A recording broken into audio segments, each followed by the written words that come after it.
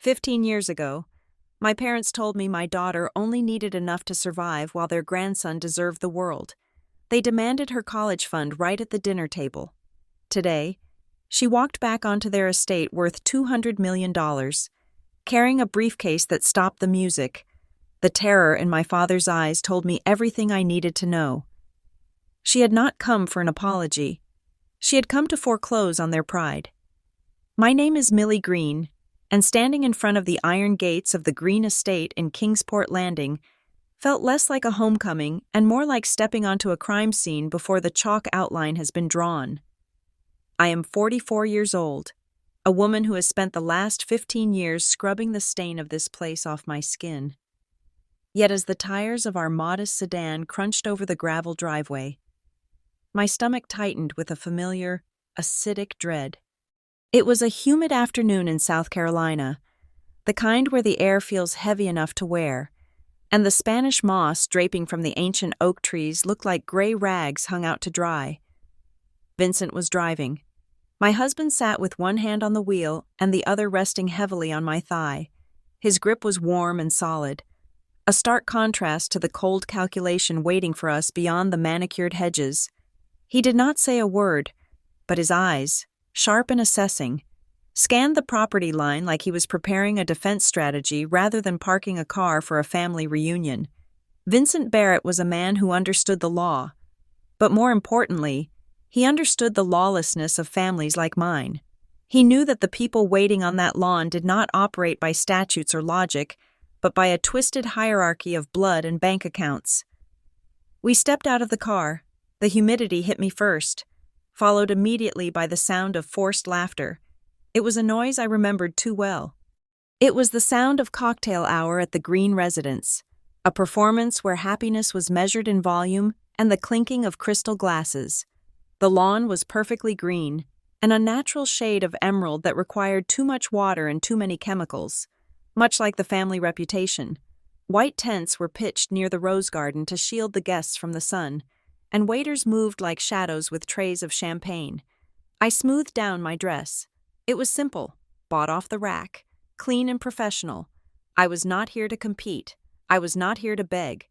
I was here because the invitation had been insistent, bordering on harassment, and because my daughter had asked me to trust her. Walking toward the patio, I saw him, Calvin Green, my father. He sat in a high-backed wicker chair that looked absurdly like a throne, positioned so he could survey the entire gathering without having to turn his head. He had aged in 15 years. His hair was thinner, white as bone, and his skin had the papery texture of old parchment, but the eyes were exactly the same. They were hard, dark marbles that absorbed light but reflected nothing. He was holding a glass of scotch, his knuckles swollen with arthritis. Yet he gripped the tumbler with the possessive strength of a man who would rather shatter a thing than let it go. When he saw me, he did not smile. He simply nodded, an imperious gesture that said you have returned to the fold because you had nowhere else to go. He was wrong. Beside him stood the golden boy, Derek. My younger brother was leaning against a pillar, trying to look casual in a linen suit that I knew cost more than my first car. But up close, the gold was flaking, Derek was sweating, and it was not just the South Carolina heat. There was a frantic energy to him, a twitch in his jaw that marred his handsome features.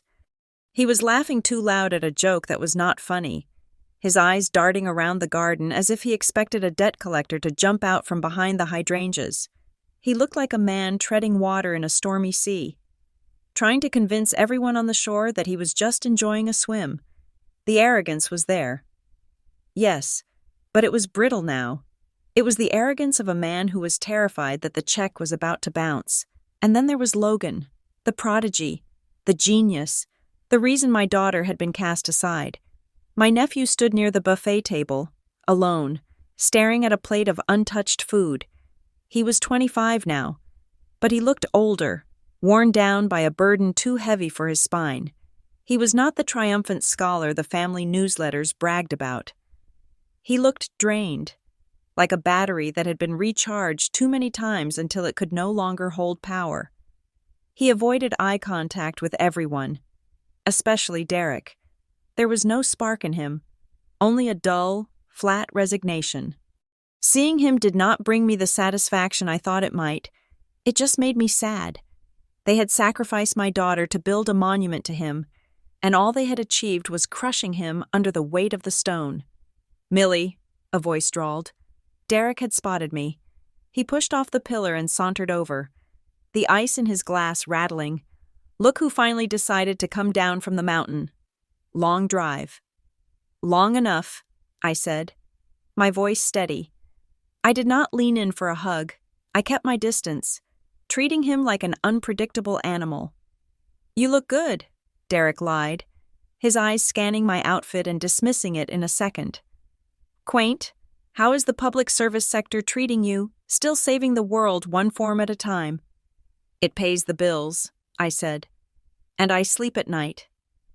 Derek's smile faltered for a fraction of a second before he plastered it back on.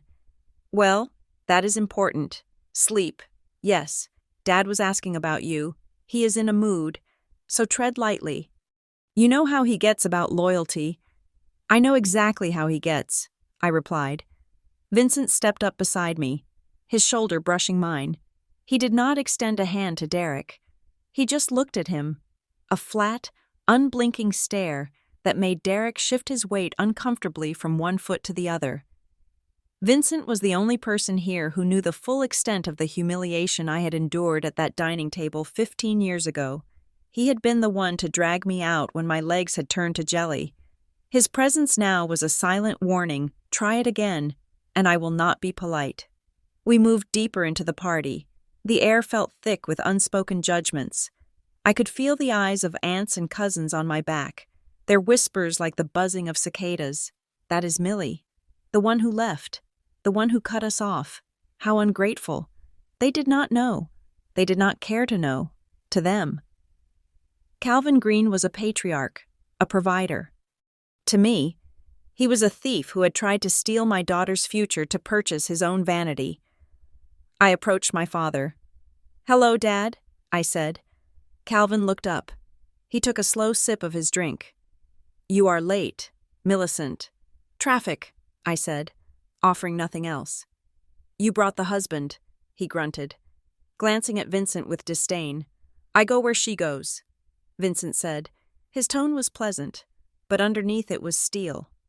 "And the girl?" Calvin asked, looking past me. "Where is the girl, Harper? Did she not want to come pay respects to her grandfather?" The way he said her name made my blood boil. He said it like she was an afterthought, a footnote in the grand saga of the Green family dynasty. He did not ask because he cared. He asked because he wanted to see if she had turned out as mediocre as he had predicted. He wanted confirmation that he had been right to bet on Logan. "She is coming," I said. "She had some business to attend to." "Business?"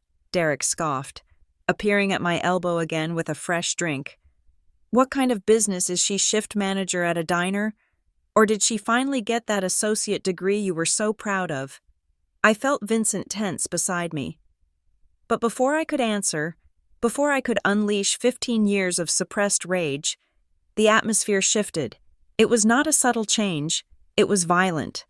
A sound tore through the polite chatter of the garden party. It was not the rumble of an engine or the blaring of a horn. It was a mechanical, rhythmic thrumming from beyond the high hedges that lined the driveway. It grew louder, a deep, vibrating purr that resonated in the chest. Conversation died out. Heads turned. Even Calvin sat up straighter in his wicker throne, his brow furrowed in confusion. Then, silence. The noise cut off abruptly near the front gates. The silence that followed was heavy, expectant. We all watched the archway of the garden entrance. First came the sound of footsteps on the flagstone path. Clear, deliberate, unhurried, click, click, click. Then she appeared. Harper stepped into the sunlight, and for a moment, I forgot how to breathe.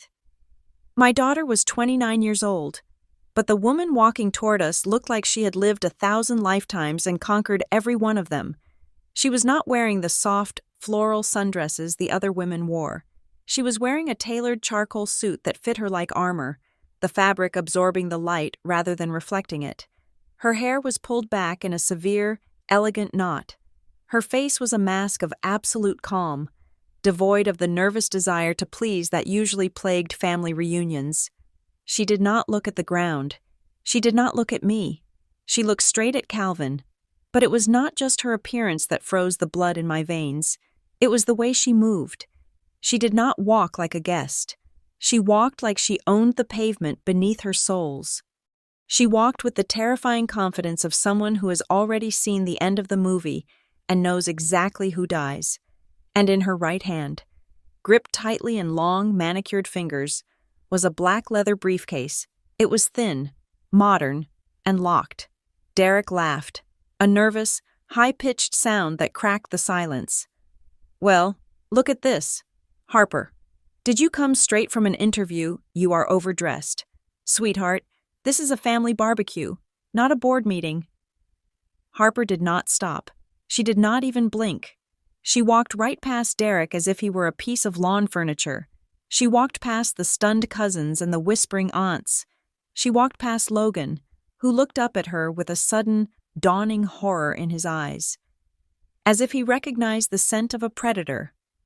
She stopped directly in front of Calvin Green. She stood there, towering over him as he sat in his chair. The dynamic was inverted instantly. The king was suddenly just an old man looking up at the sun. "Harper," Calvin said, his voice wavering slightly, trying to find his footing. "You made it." "I did," Harper said. Her voice was cool. Clear water. It carried across the silent lawn without effort. "Is that a gift?" Calvin gestured vaguely to the briefcase, a smirk touching his lips. "You brought a present for the house." I looked at the briefcase. My heart hammered against my ribs. I knew, with a mother's instinct, that there was no affection inside that leather case. There was no photo album, no bottle of aged wine, no sentimental token of reconciliation. Harper placed the briefcase on the round glass table next to Calvin's scotch. The sound of it hitting the glass was sharp, a gavel striking a block. "No, grandfather," Harper said, and the title sounded like an accusation. "It is not a gift."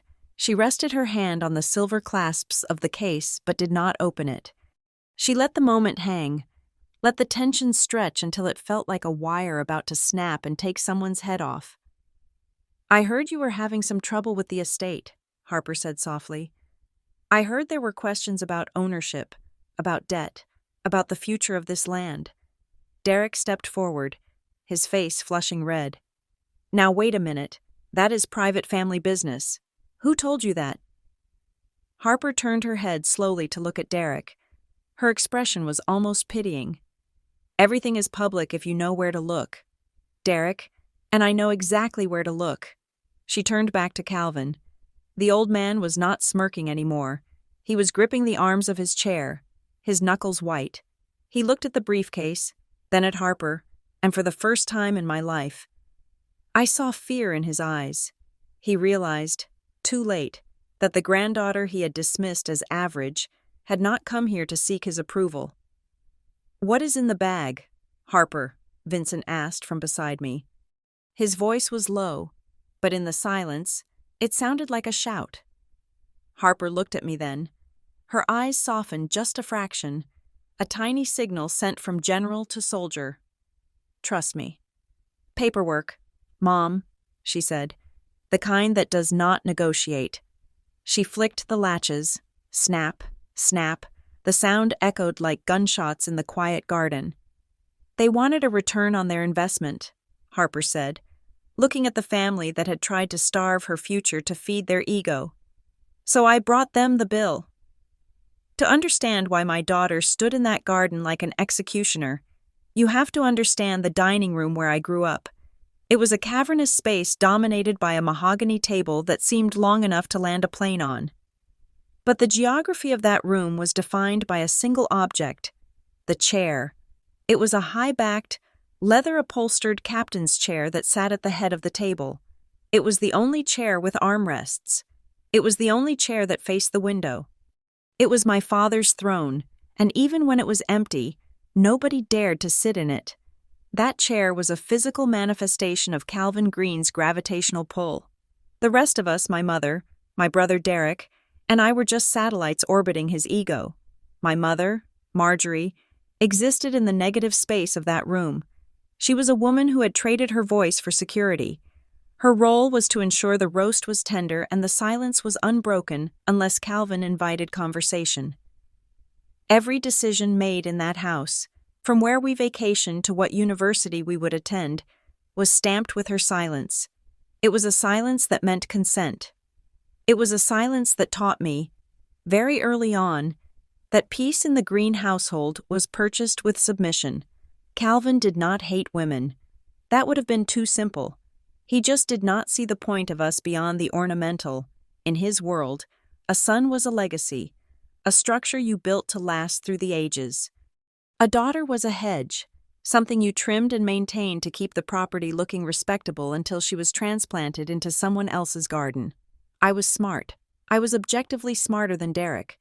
I brought home report cards that were boring in their perfection, rows of A's that I laid on his desk like offerings.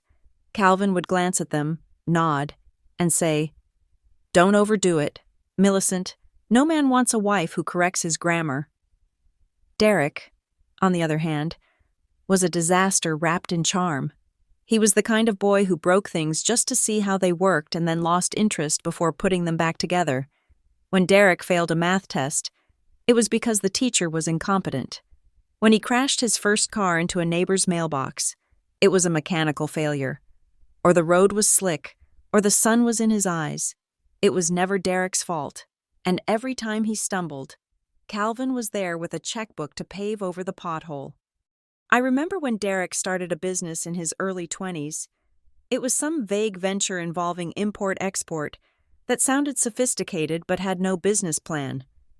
He burned through $40,000 of my father's money in 6 months. When he came home, broke and grinning that sheepish grin, I expected an explosion. Instead, Calvin poured him a scotch and said, "It is tuition, son. You have to pay to learn the game. We will try again. $40,000. Just gone. Called tuition for the school of life."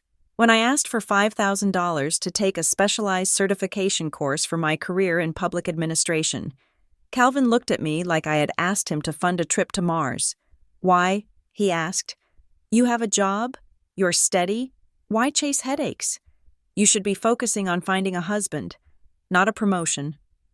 That was the moment I stopped asking. And that was the moment I met Vincent Barrett. Vincent was the antithesis of the Green ideal. He did not come from a family with a crest or a summer home. He came from a family of mechanics and teachers, people who understood that if something broke, you fixed it yourself because there was nobody coming to do it for you. Vincent had calluses on his hands and a terrifying amount of common sense. He was a man who looked at a problem and saw a solution, whereas my family looked at a problem and looked for someone to blame. The first time I brought Vincent to dinner, the temperature in the room dropped 10 degrees.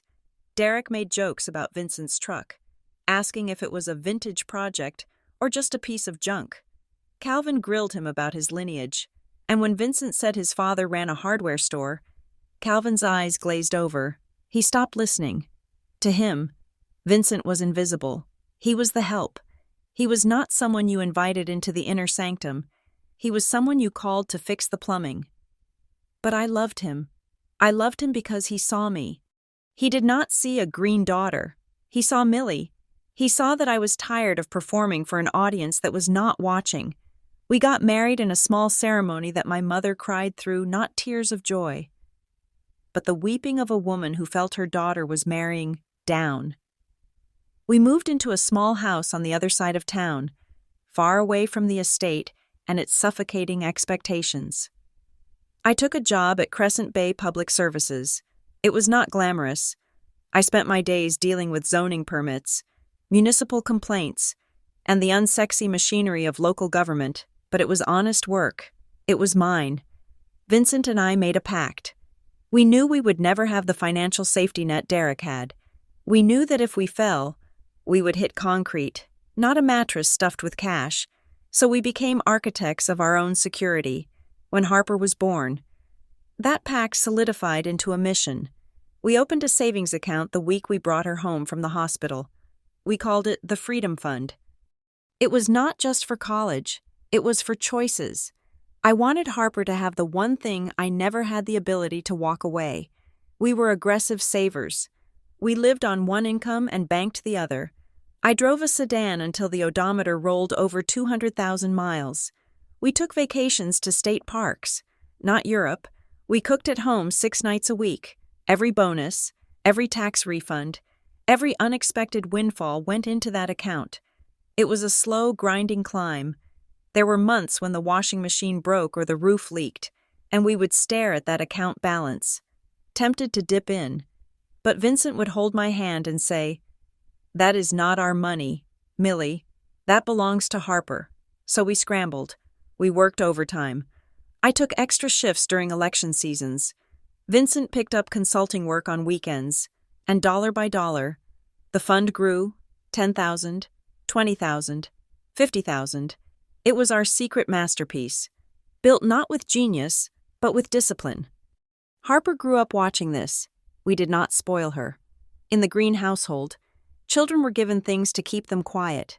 In the Barrett household, Harper was given responsibilities. If she wanted a new phone, she presented a budget.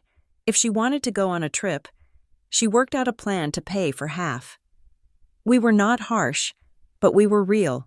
We taught her that the world does not owe you a living just because of your last name. She was a quiet child, observant, with eyes that missed nothing. She did not complain when she couldn't have the designer clothes her cousins wore. She learned to find value in utility. She learned that no was not a rejection, but a boundary. She was solid. She was capable. And then, there was Logan. Derek got married to a woman who was just as obsessed with status as he was. And they produced Logan. From the moment he could speak, Logan was labeled special. He was a bright kid, certainly, but the family treated his every scribble as high art. When he learned to read early, Derek acted as if he had cracked the Enigma code. "He is gifted," Derek announced at Sunday dinner one evening, slapping a brochure on the table. "The school tested him. Top 1%. He needs specialized tutoring. He needs a path." The word gifted became a spell in our family. It changed the air pressure. Calvin sat up in his chair, his eyes lighting up in a way they never had for Harper. Here it was, the second coming, the redemption of the green name. Derek had been a disappointment in business, but he had produced a genius. That was his contribution. The entire family machinery pivoted to service Logan. It was subtle at first, then blatant. Grandfather bought him a telescope, then a computer setup that cost more than my car, then paid for summer camps at prestigious universities. Every conversation revolved around Logan's potential, Logan's future, Logan's destiny. "He is going to be a statesman," Calvin would say, puffing on his cigar. "Or a CEO. The boy has the mind for it." Harper sat at those same dinners, eating her potatoes, listening to her grandfather map out a kingdom for her cousin while barely acknowledging she was in the room. She was getting straight A's too. She was captain of her debate team. She was volunteering at the animal shelter. But she was just Harper. She was steady. She was a girl. She was not an investment. She was background noise. I remember one Christmas when Harper was 16. She had won a regional essay contest. It was a big deal. She had beaten 500 other students. She brought the certificate to show her grandfather. Calvin looked at it, patted her hand, and said, "That is nice, honey, very sweet." Then he immediately turned to Logan, who was 12, and asked, "How is the coding camp going? Son, are you building the next big thing?" I saw Harper's face that day. She didn't cry. She didn't storm off. She just folded the certificate, put it back in her bag, and went back to eating. But something in her eyes hardened. It was the look of someone realizing that the game is rigged. She realized that no matter how fast she ran, she was running on a different track, one that led nowhere in their eyes. I squeezed Vincent's hand under the table. We both knew what was happening. We were watching a hierarchy being reinforced in real time. We were the peasants allowed to feast in the great hall. Provided we applauded the prince, but we had a secret. We had the fund. By the time Harper was 18, that account had grown into a significant sum. It was not just savings, it was a fortress. It was enough to send her to any university she wanted, without debt, without strings, without having to ask Calvin Green for a dime. It was our way of telling her that she mattered, that her future was just as valuable as the gifted grandson's. I was naive. I thought the money was safe because it was in a bank. I thought that because we had earned it, because we had bled for it, it was untouchable. I did not understand that to people like my father and brother, money did not belong to the person who earned it. It belonged to the person who needed it most to maintain the family image. I did not see the trap closing. I was too busy being proud of my daughter, too busy shielding her from their indifference, to realize that indifference was about to turn into predation. I looked at Derek during those dinners, watching him preen about Logan's brilliance while wearing suits that were slightly too shiny and driving cars that were leased. I should have seen the desperation behind his eyes. I should have realized that a man who lives on credit and validation is a dangerous animal. I should have known that when the gifted narrative started to crack, when the tuition bills for the genius started to pile up, they would not look to their own pockets. They would look to the only pile of liquidity in the family that they felt entitled to. Mine. They did not hate Harper. They just did not think she needed the fuel. In their minds, she was a sedan designed for local roads. Logan was a race car, and you do not put high-octane fuel in a sedan when the race car is sitting on the starting line. Empty. That was the logic. That was the root of it. It wasn't just greed. It was a worldview that said my daughter's dreams were a resource to be harvested for the benefit of the chosen son.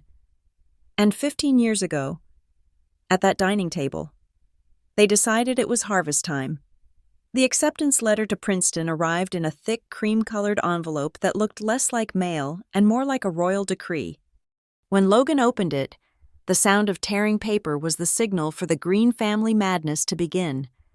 My parents threw a party that weekend that rivaled a wedding reception. There were catered trays of lobster, cases of vintage wine that cost more than my mortgage payment, and a banner hung across the patio that read, "The future has arrived," in bold. Gold letters. It was a celebration. But to me, it felt like a fever. The air was too hot, the laughter too loud. I watched my brother, Derek, moving through the crowd of well-wishers. He was glowing, clutching Logan's shoulder with a proprietary grip, beaming as neighbors and distant cousins clapped him on the back. "A Princeton man," they shouted. "Chip off the old block." But I saw what they did not. I saw the way Derek's smile didn't quite reach his eyes. I saw the way he downed 3 scotches in the first hour. I saw the way he flinched every time someone mentioned the word tuition. $60,000 a year, give or take, a neighbor chuckled, raising a glass. "Hope you have been stuffing the mattress, Derek." Derek laughed, a brittle, cracking sound. "Oh, you know us Greens. We always find a way. The investment is worth the return, right?" He caught my eye across the room then, and his gaze lingered for a second too long. It was a look of assessment. It was the look a butcher gives a prize pig. My stomach turned over. I moved closer to Vincent, who was standing by the edge of the patio, holding a beer and looking uncomfortable in his Sunday best. "Do you feel that—" I whispered. "Feel what?" Vincent asked, his eyes tracking Derek. "The wind changing," I said. "They are broke, Vince.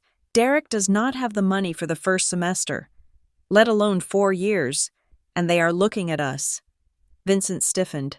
"Let them look. The answer is no." But in the Green family, no was just the beginning of a negotiation. 2 hours later, after the guests had filtered out and the caterers were packing up the crystal, my father cleared his throat. It was a specific sound, a guttural rumble that signaled the end of the festivities and the beginning of business. "Family meeting," Calvin announced. "Dining room, now." It was not a request. It was a summons. We gathered around the mahogany table, the debris of the party half-empty glasses, Crumpled napkins was still scattered across the surface, giving the scene a decadent, sloppy feel. Calvin sat at the head. Derek sat to his right, loosening his tie as if it were a noose. My mother, Marjorie, sat to his left, her hands folded in her lap, staring intently at a stain on the tablecloth. Vincent and I sat on the side, and between us sat Harper. She was 18 years old, fresh-faced, accepted into the local state university's honors program, and proud of it. She did not know that she had walked into a slaughterhouse. "We have a situation," Calvin began, pouring himself another drink. He did not offer one to anyone else. A good situation, but a logistical one. Logan has achieved something monumental. Princeton. It is not just a school. It is a network. It is the key to the executive boardroom of the world. It is the legacy of this family. He worked hard for it, Derek added quickly, his voice tight. He did, Calvin agreed. But excellence is expensive. We all know the market has been unkind to Derek's business ventures lately. That was the euphemism of the century. Derek's business was a smoking crater. But in this house, we called it market unkindness. "I am a little short on liquidity," Derek said, looking at the ceiling, the wall, anywhere but at me. "Just for the moment, a temporary cash flow issue. But we cannot lose this spot. We cannot let Logan defer. Momentum is everything." "Exactly," Calvin said. He turned his heavy, lidded eyes toward me. "So, we need to pool resources. We need to act as a unit. We need to ensure the strongest runner wins the race." I felt the cold creeping up my legs. "What are you asking?" "Dad." Calvin didn't blink. "I know you have a fund for Harper, a trust, a savings account, whatever you call it. I know it is substantial. I know you have been hoarding it away for years." "That is Harper's college fund," I said, my voice trembling slightly. "It is for her education." "Harper is going to state," Derek cut in, his tone dismissive. "Tuition at state is, what, $6,000 a year peanuts. You can pay that out of pocket with your salary. Millie, you do not need a war chest for state. That money is not just for tuition," I said, my hand finding Harper's under the table. Her hand was ice cold. "It is for her housing, her books, her graduate school if she chooses. It is her safety net." "Safety nets are for people who fall," Calvin boomed. "Logan is trying to fly. Do you understand the difference? We have a limited amount of fuel. Millicent, we have to put it in the rocket, not the—" He waved his hand at Harper, searching for a word that wouldn't sound too cruel, and failing. "Not the minivan." "I am not giving you Harper's money," I said. The words felt heavy, foreign in my mouth. I had never defied a direct order from him at this table. "It is not a gift," Derek pleaded. Leaning forward, he looked desperate now, his charm dissolving into sweat. "It is a loan. I just need the first year, 40 or 50,000. I will pay you back with interest before she even graduates. I swear. Millie, I have a deal closing in December. A big one." "You have had a deal closing in December for 10 years. Derek," I shot back, "and it never closes." "Watch your tone," Calvin snapped. He slammed his hand on the table, making the silverware jump. "Your brother is asking for help. Family helps family. That is the rule." "Since when?" I asked. "Since when does this family help me? Did you help when our roof collapsed? Did you help when Vincent broke his leg and was out of work for 2 months? No? You sent a card?" "Because you did not need it," Calvin roared. "You are survivors.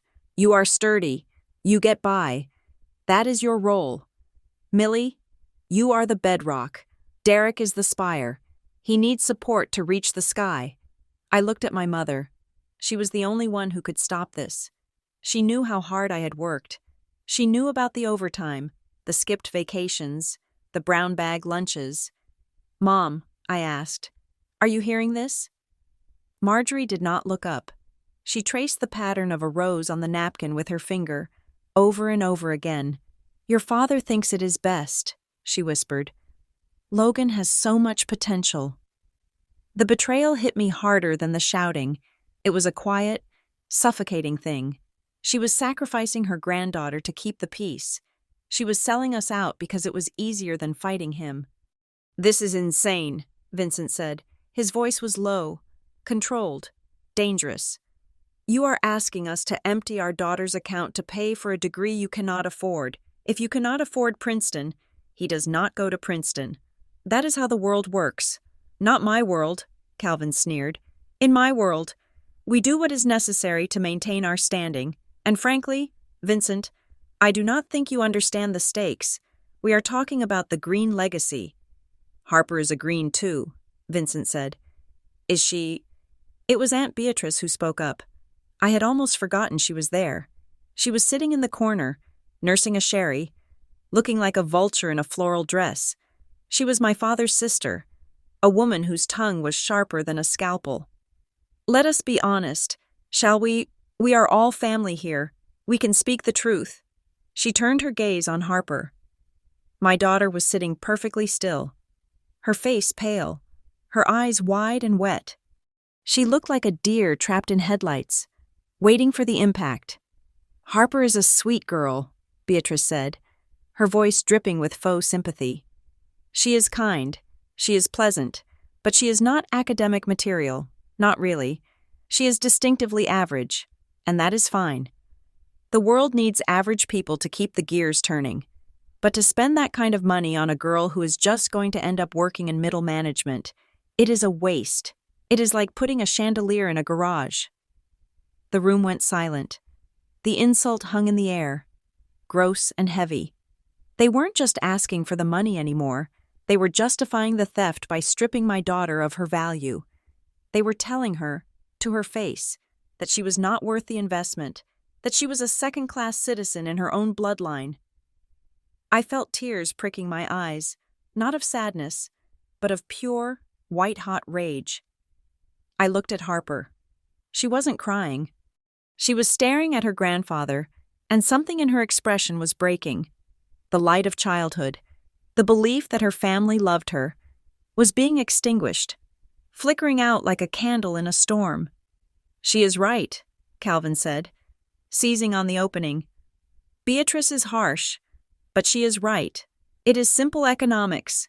Millie, return on investment. Logan goes to Princeton. He becomes a CEO, a senator. He lifts the whole family up. Harper goes to state. She gets a degree. She finds a nice husband. She lives a quiet life. She does not need $50,000 in a savings account to do that. It is indulgent. It is selfish of you to hoard resources for a mediocre outcome when we have a shot at greatness right here." "I need that money," Derek said, his voice dropping to a whine. "Millie, please, if he does not go, it is humiliating. Everyone knows he got in. If he declines, I cannot face them. I cannot face the club." "So you want my daughter to pay for your ego," I said. "I want you to do your duty," Calvin shouted. "I am your father. I am telling you to transfer the funds. Tomorrow morning, you go to the bank. You write a cashier's check to the university, and we call it done. You will still have your salary. You will be fine. Harper will be fine." He looked at Harper then, dismissing her with a wave of his hand. "You understand, don't you, sweetheart? You want your cousin to succeed. You don't want to be the reason he fails. Do you?" It was the ultimate manipulation, guilt-tripping an 18-year-old girl, making her responsible for the dreams of a grown man. Harper opened her mouth to speak, her voice trembling. "No." The word cut through the room like a blade. "It didn't come from me. It came from Vincent." Vincent stood up. The chair scraped loud and harsh against the hardwood floor. He was not a tall man, but in that moment, he seemed to fill the room. He placed both hands on the table and leaned forward, staring directly at Calvin. "Vincent, sit down," Calvin barked. "This is a family discussion." "It is a robbery," Vincent said, "and I'm calling the police." "Don't be dramatic," Derek scoffed. "You think I am being dramatic?" Vincent asked, his voice eerily calm.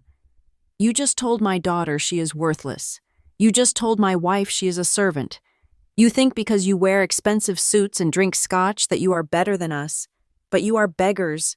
You are beggars in fancy clothes." He walked around the table to where I was sitting. He put a hand on my shoulder, and the heat of his touch burned through my dress. It was a grounding force. It woke me up. "Millie," Vincent said, looking down at me. "Look at them. Really look at them." I looked. I saw Calvin, red-faced and bullying. I saw Derek, weak and sweating. I saw Marjorie, erased by her own cowardice. I saw Beatrice, cruel and bitter. "They do not want to help Logan," Vincent said. "They want to feed the beast. And if you give them that money, Millie, they will never stop. They will take the tuition. Then they will take the housing money. Then they will take our retirement. They will eat us alive until there is nothing left but bones." I looked at Harper. She was looking at her father with awe. He was the only one fighting for her. He was the only one who believed she was worth more than a minivan. I stood up. My legs were shaking, but my spine felt like iron. "No," I said. Calvin looked stunned. "Excuse me." "No," I repeated, louder this time. "I will not transfer the money. Not a cent, not a penny. That money belongs to Harper. It is in her name. It is her future. And frankly, Dad, after what you just said, I would not give you the steam off my tea." "You ungrateful little—" Calvin started to rise, his face purple with rage. "I made you. I gave you everything. If you walk out of this room with that money, you are dead to me. Do you hear me? You are out. No inheritance, no family. Nothing. I never had any of that anyway," I said.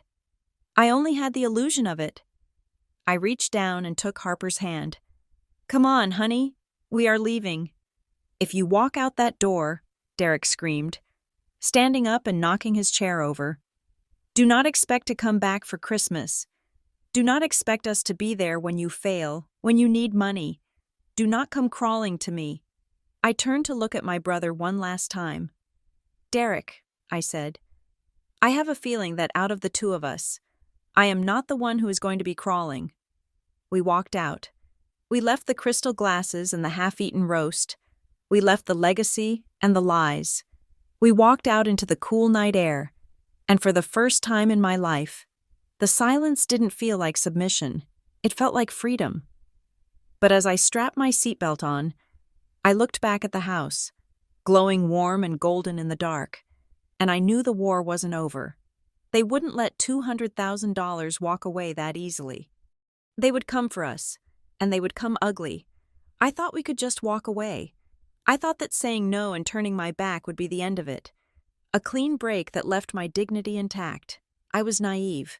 In the Green household, you do not simply resign from your role. You have to be destroyed in it. I had my hand on the cold brass of the dining room doorknob when my father's voice cracked the air like a whip. It was not a shout. It was a command so guttural it seemed to vibrate in the floorboards beneath my feet. "If you turn that handle, Millicent, you leave this family naked." I froze. It was not the threat of poverty that stopped me. It was the sheer audacity of his entitlement. I turned around slowly. The room had transformed. It was no longer a dinner party. It was a tribunal. Calvin had risen from his chair, his face a mottled map of red rage and purple veins. He pointed a trembling finger at me, a gesture I had seen him use to intimidate contractors, waiters, and my mother for 40 years. "I am giving you a choice," Calvin said, his voice dropping to a terrifying whisper. "You transfer that fund to Derek by noon tomorrow, or you are no longer a Green, no Christmas, no inheritance, no support when your husband's little career inevitably fails. You will be a stranger to us." "That is not a choice," I said, my voice shaking despite my best efforts to steady it. "That is blackmail." "It is a realignment of assets," Derek screamed. He was standing now too, pacing behind his chair like a caged animal. "Why can you not understand? It is for the greater good. Logan is the asset. Harper is just existing." "She is my daughter," I yelled back, the dam finally breaking. "She is a human being, not a line item on a spreadsheet. That money is hers. I scrubbed floors for that money. I worked double shifts while you were playing golf. It is hers. It is ours. Derek lunged forward. He grabbed a crystal tumbler of scotch from the table, my father's scotch. Neat, expensive, and dark amber. He did not drink it, with emotion so sudden and violent that my brain struggled to process it. Derek hurled the contents of the glass at me. It happened in slow motion. I saw the amber liquid arc through the air, catching the light from the chandelier. I saw Harper's eyes go wide. I saw Vincent step forward, but he was too far away. The liquid hit me full in the face. It was shocking cold. The alcohol burned my eyes and stung my nostrils. It soaked into the front of my dress, a dark, spreading stain that looked like a wound. Ice cubes bounced off my chest and clattered onto the hardwood floor, spinning away into the silence. "Wake up!" Derek screamed, his chest heaving. "Wake up and look at what you are doing to this family. You are drowning us." The room went dead silent. I stood there, dripping. The smell of scotch was overpowering, a stench of aggression and waste. My hair was plastered to my forehead. A single drop of alcohol rolled down the bridge of my nose and hung there. I waited. I waited for my mother to gasp. I waited for her to rush over with a napkin, to scold her son, to show some shred of maternal instinct. I waited for my father to reprimand him for assaulting a woman, his own sister. Marjorie did not move. She looked down at her plate, her hands trembling slightly, but she did not look up. She chose the table linen over her daughter. Calvin did not yell. He just watched me, his eyes cold and assessing, as if checking to see if the shock had finally broken my resistance. In that silence, the last thread connecting me to these people snapped. It was not a loud noise. It was the quietest sound in the world. It was the sound of a heart finally closing a door. Vincent reached into his pocket for a handkerchief, his face a mask of murderous fury, but I put a hand on his chest to stop him. "No," I said softly. "Millie, let me—" "No," I repeated. I did not wipe the scotch from my face. I wanted it there. I wanted the sting. I wanted the smell. I turned to Harper. My daughter was standing by the door, her knuckles white as she gripped the strap of her purse. She was looking at me with a horror that was rapidly hardening into something else, something colder. "Look," I told her, gesturing to my wet face, to her uncle panting with rage, to her grandparents staring in silence. "I want you to look at them. Harper, really look. Do not ever forget this smell. Do not ever forget this moment. This is what they think we are worth." Harper looked. She did not look away. She absorbed the image of her mother, humiliated and dripping, and she filed it away in a place where she kept things that needed to be repaid.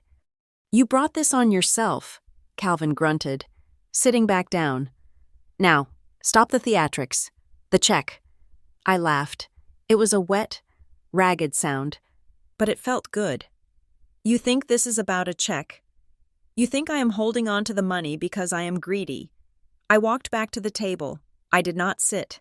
I reached into my oversized purse, the cheap one Derek had made fun of earlier, and pulled out a blue plastic folder. "I expected something like this," I said. "Not the assault, but the greed. I knew you would come for it eventually." I tossed the folder onto the table. It landed in front of Derek, splashing in a puddle of spilled scotch. "Open it," I said. Derek looked at me suspiciously, then flipped the folder open.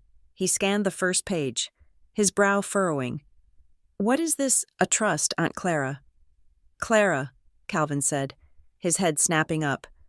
"What about your aunt?" "When Aunt Clara died," I said, wiping the scotch from my eyes finally, "she left me $5,000. It was not much. You all laughed at it.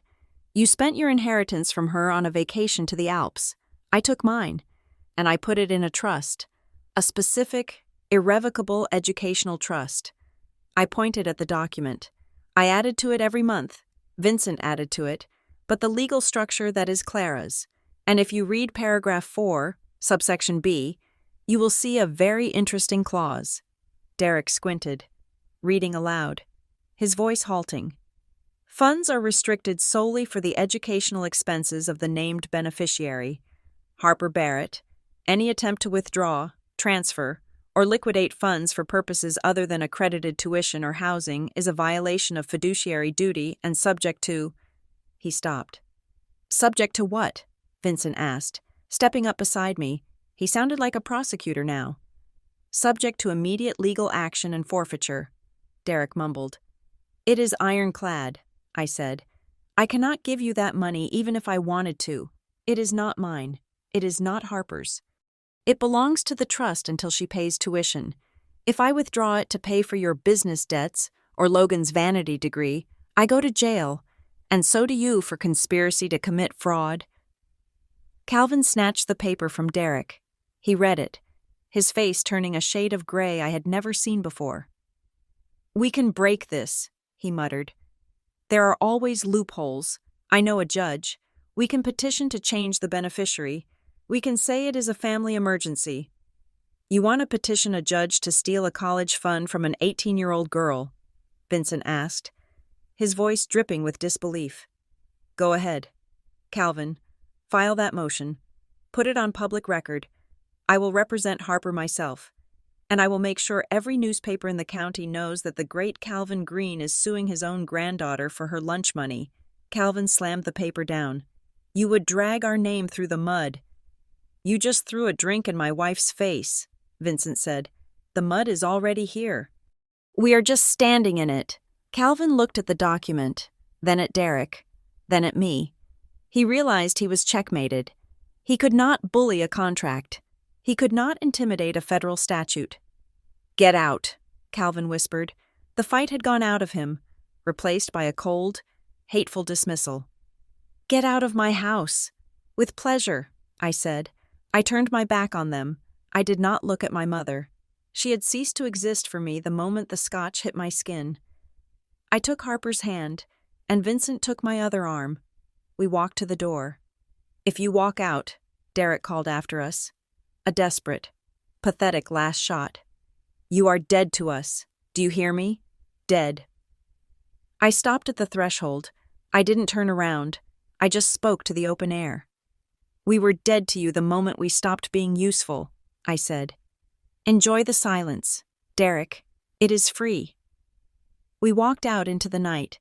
The humidity of the South Carolina evening hit my wet skin, making me shiver. But inside, I was burning. I was burning with the realization that I had just lost my past, but I had saved my daughter's future. As we reached the car, Harper stopped me. She reached into her bag and pulled out a packet of tissues. She didn't say a word. She just started dabbing at the scotch on my cheek, her movements gentle, precise, and furious. I am sorry, I whispered to her. I am so sorry you had to see that. Harper looked at me, her eyes dry and clear in the moonlight.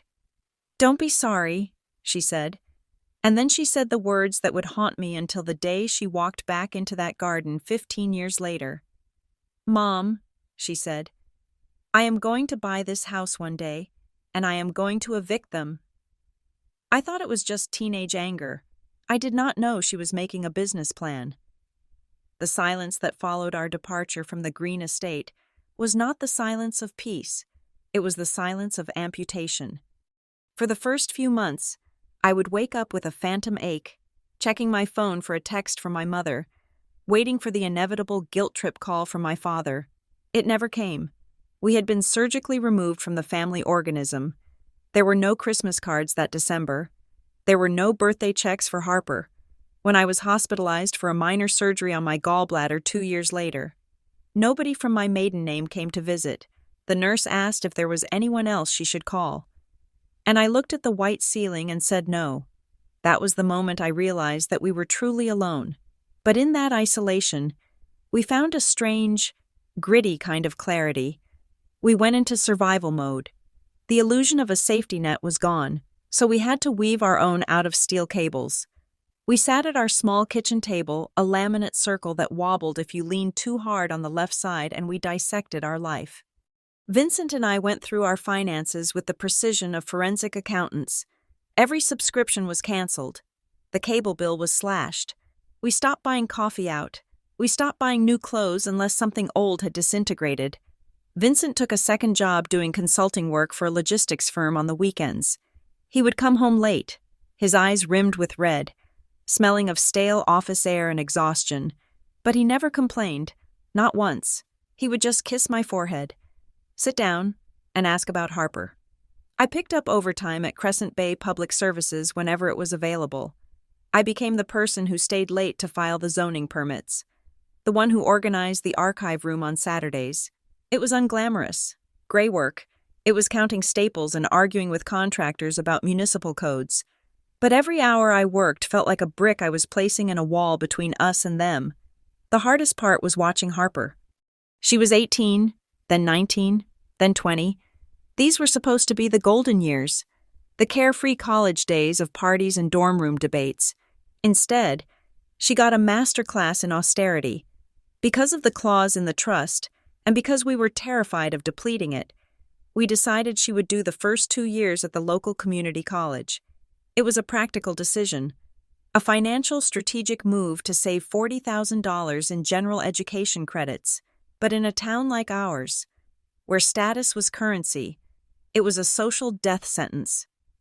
I saw the way her high school friends looked at her when she said she was staying local. I saw the pity in their eyes, the assumption that she had failed, that she was not smart enough to leave. Harper never corrected them. She swallowed the humiliation. She packed her bag, drove her 10-year-old car to the campus that was essentially 2 concrete buildings next to a highway, and she went to work. She worked at a warehouse for an online retailer in the evenings. It was brutal physical labor, packing boxes, tracking inventory, standing on concrete floors for 6 hours after a full day of classes. She would come home with her hands dry and cracked from the cardboard, her feet swollen. She would eat dinner quickly, then disappear into her room to study until 2 in the morning. There were nights I would walk past her door and hear it, the sound of muffled crying. It was a low, jagged sound that broke my heart into pieces. I would stand in the hallway, my hand hovering over the doorknob, wanting to go in and tell her it was okay, that we could call them, that we could beg for the money and make it stop. But then I would remember the smell of scotch. I would remember Derek's laughing face. I would remember my father calling her a minivan. And I would take my hand off the doorknob.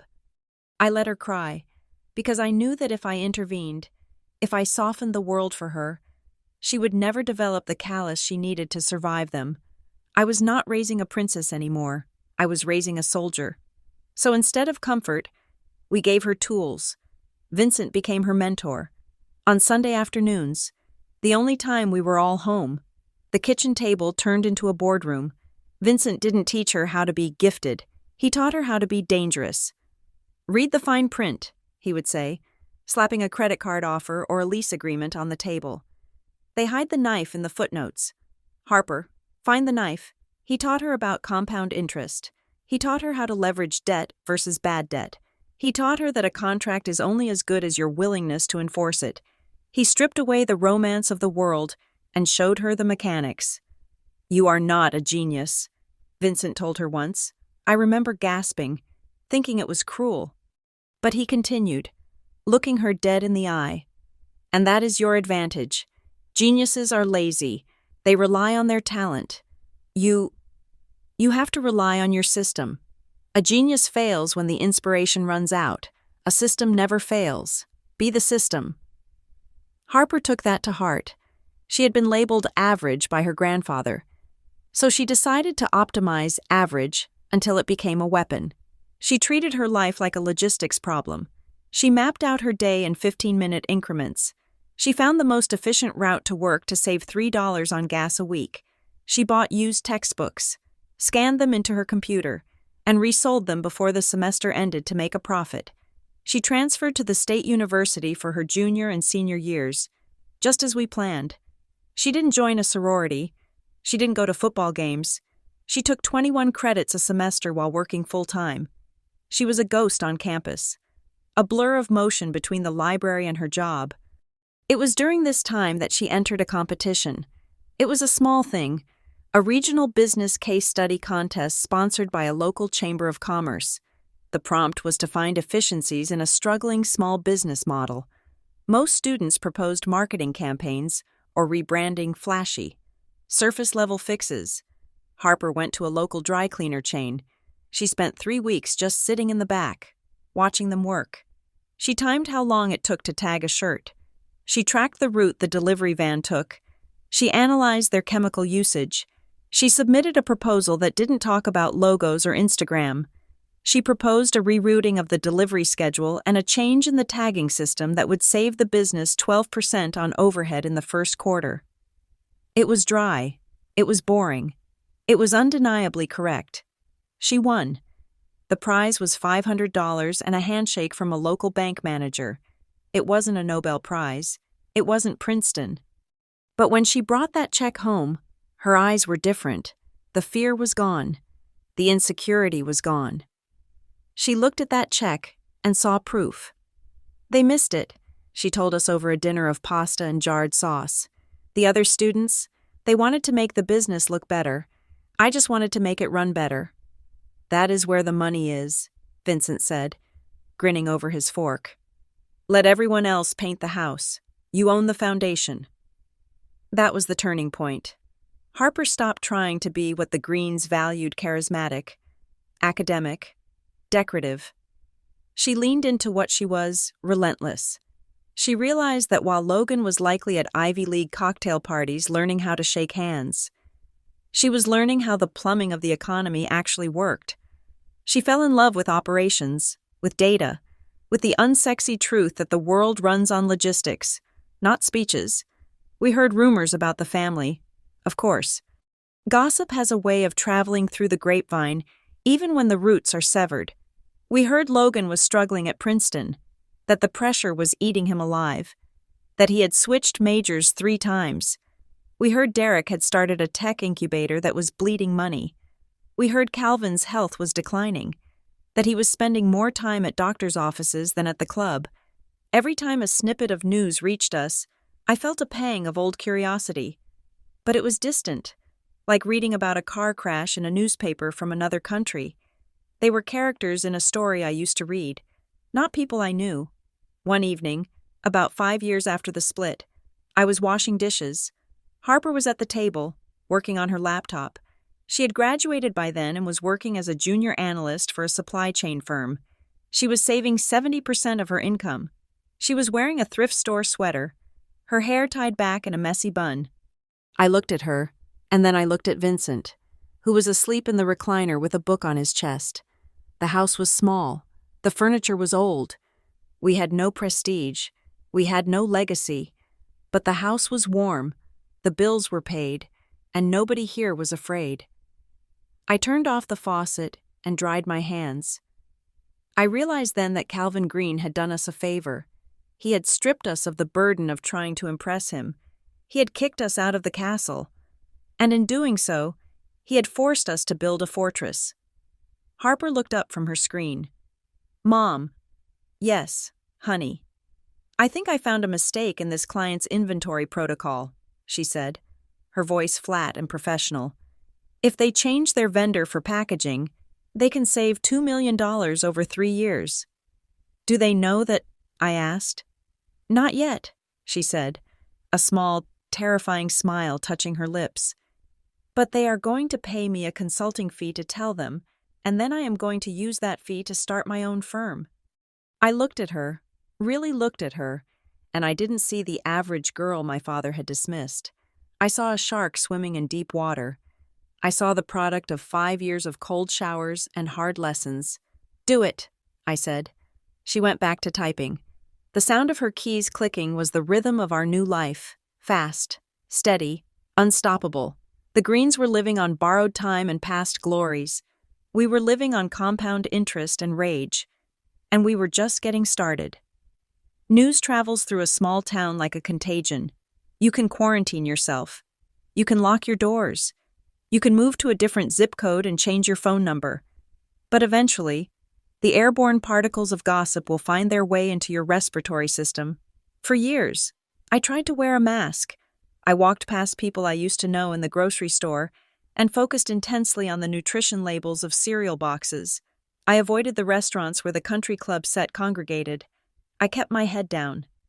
But Kingsport Landing is not big enough for two separate realities to exist without touching.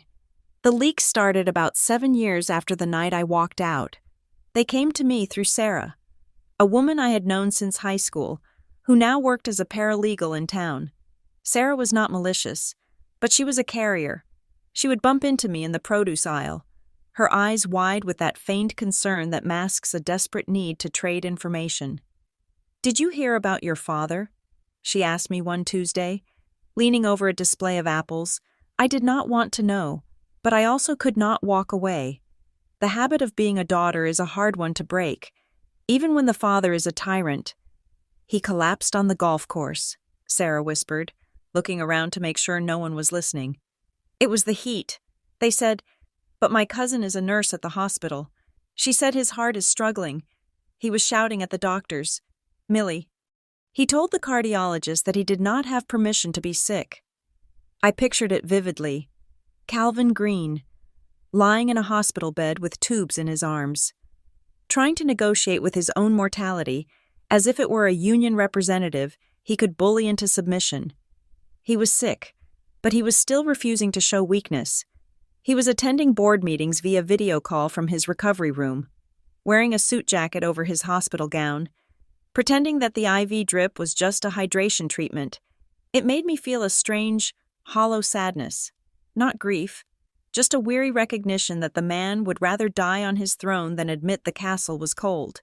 Then came the news about Derek. If Calvin was the crumbling stone, Derek was the shifting sand. The reports on my brother were frantic and disjointed. He had left the import business. Then he was in real estate development. Then he was a consultant for a tech startup that promised to revolutionize water filtration. Every 6 months, Derek Green had a new title on his LinkedIn profile. People whispered that he was borrowing money. Not from banks. Banks ask for collateral and business plans, but from private individuals. He was selling shares in bridges that had not been built yet. He was the guy at the party with the loudest laugh and the sweatiest palms, pitching a sure thing to anyone who would listen.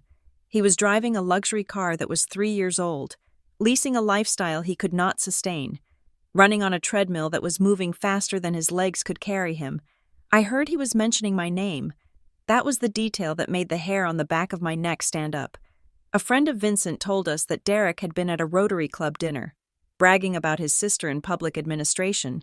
He had said, "Millie and I are giving each other space, but we are looking at some joint ventures soon. She has always been the saver in the family." It was a probe. He was putting the scent out there, testing the wind, seeing if I would react. He was signaling to his creditors that the Green family still had untapped resources, that the rift was temporary, that the saver would eventually come back to bail out the spender. He was trying to use my stability as collateral for his chaos. And then there was Logan, the golden child, the boy whose tuition was worth more than my daughter's dignity. The news about Logan was the most tragic of all because it was so predictable. He was at Princeton. Yes, the tuition checks had cleared, likely paid for by liquidating assets I didn't know about or by taking out loans against the estate. But he was not conquering the Ivy League. He was drowning in it. The rumors said he was invisible. He wasn't the president of the student body. He wasn't the star of the debate team. He was a C student struggling to keep his head above water in a sea of actual geniuses. The pressure Derek and Calvin had put on him, the demand that he be a world changer to justify the cost, had paralyzed him. He was not thriving. He was surviving. I heard he had developed a nervous tic. I heard he rarely came home for holidays because the interrogation at the dinner table was too much to bear. Calvin didn't want to hear about a B- in economics. He wanted to hear about internships at Goldman Sachs. Logan had been bred to be a racehorse, but he was just a boy who liked to read, and they were whipping him until he broke. The cracks in the foundation became literal around the 10-year mark. I was at the county clerk's office for work, filing some routine paperwork for a zoning change, when I ran into an old colleague from the assessor's office. He looked at me with a strange expression, a mix of confusion and pity. "Millie," he said, lowering his voice, I saw a filing come across my desk yesterday. For the Green estate, I kept my face neutral. I am not involved with the estate, Jim, you know that. I know, he said, but I thought you should know. It is a second mortgage, and a pretty aggressive home equity line of credit. The bank signed off on it, but the leverage ratio is high. I went back to my desk and sat down. The chair felt hard beneath me. They were eating the house, the manor, the symbol of Calvin Green's power, the physical manifestation of our family's superiority, was being hollowed out from the inside. They were stripping the equity to pay for Derek's failed ventures and Logan's tuition. The walls were still standing. The grass was still green, but the ownership was evaporating. It was a shell game. They were living in a museum of their own past, paying admission fees to a bank just to sleep in their own beds. I thought about my mother, Marjorie. The news about her was the scariest, because there was almost no news at all. She had vanished. She was still alive, still living in the house, but she had ceased to be a person of interest to the outside world. She didn't host the garden club anymore. She didn't attend the charity luncheons. People said they saw her sometimes, sitting on the porch, staring at the driveway. She looked smaller. They said she looked like she was shrinking. My mother had spent her life avoiding conflict, choosing silence over safety. Now, that silence had swallowed her whole. She was living in a house that was slowly being foreclosed upon, watching her husband die by inches and her son gamble away the furniture. And she had lost the ability to say the word stop. She was a ghost haunting her own life. I felt a wave of fatigue wash over me. It wasn't triumph. I didn't pump my fist in the air and cheer because my abusers were failing. I just felt tired. It was the exhaustion of watching a car crash in slow motion that you had predicted 15 years ago. You cannot build a future on a foundation of theft. You cannot demand respect when you are secretly begging for loans. I had told them this. Vincent had told them this. And now, gravity was finally doing its work. I went home that night and looked at our small house. We had paid off the mortgage 2 years prior.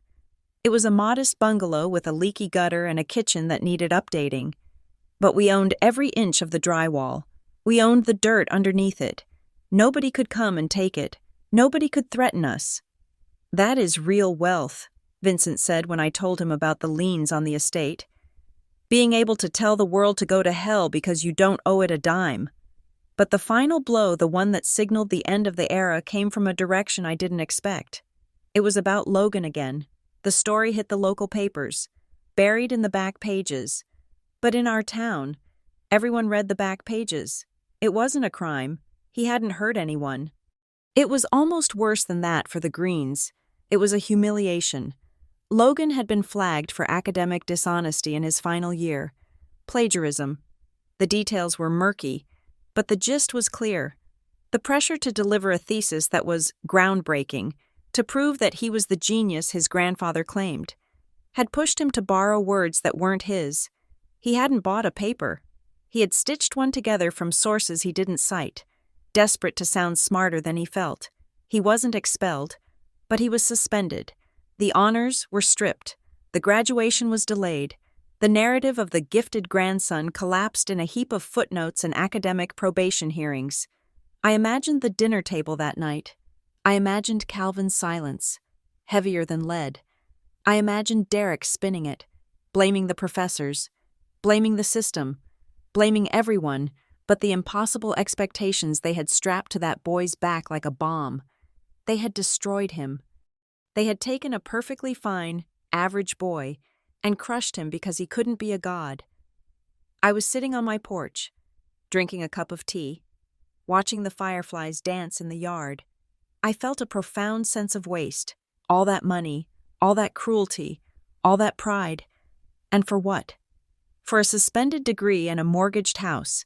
My phone rang. It was Harper. She was living in the city now, running her own consultancy firm. She traveled 3 weeks out of the month.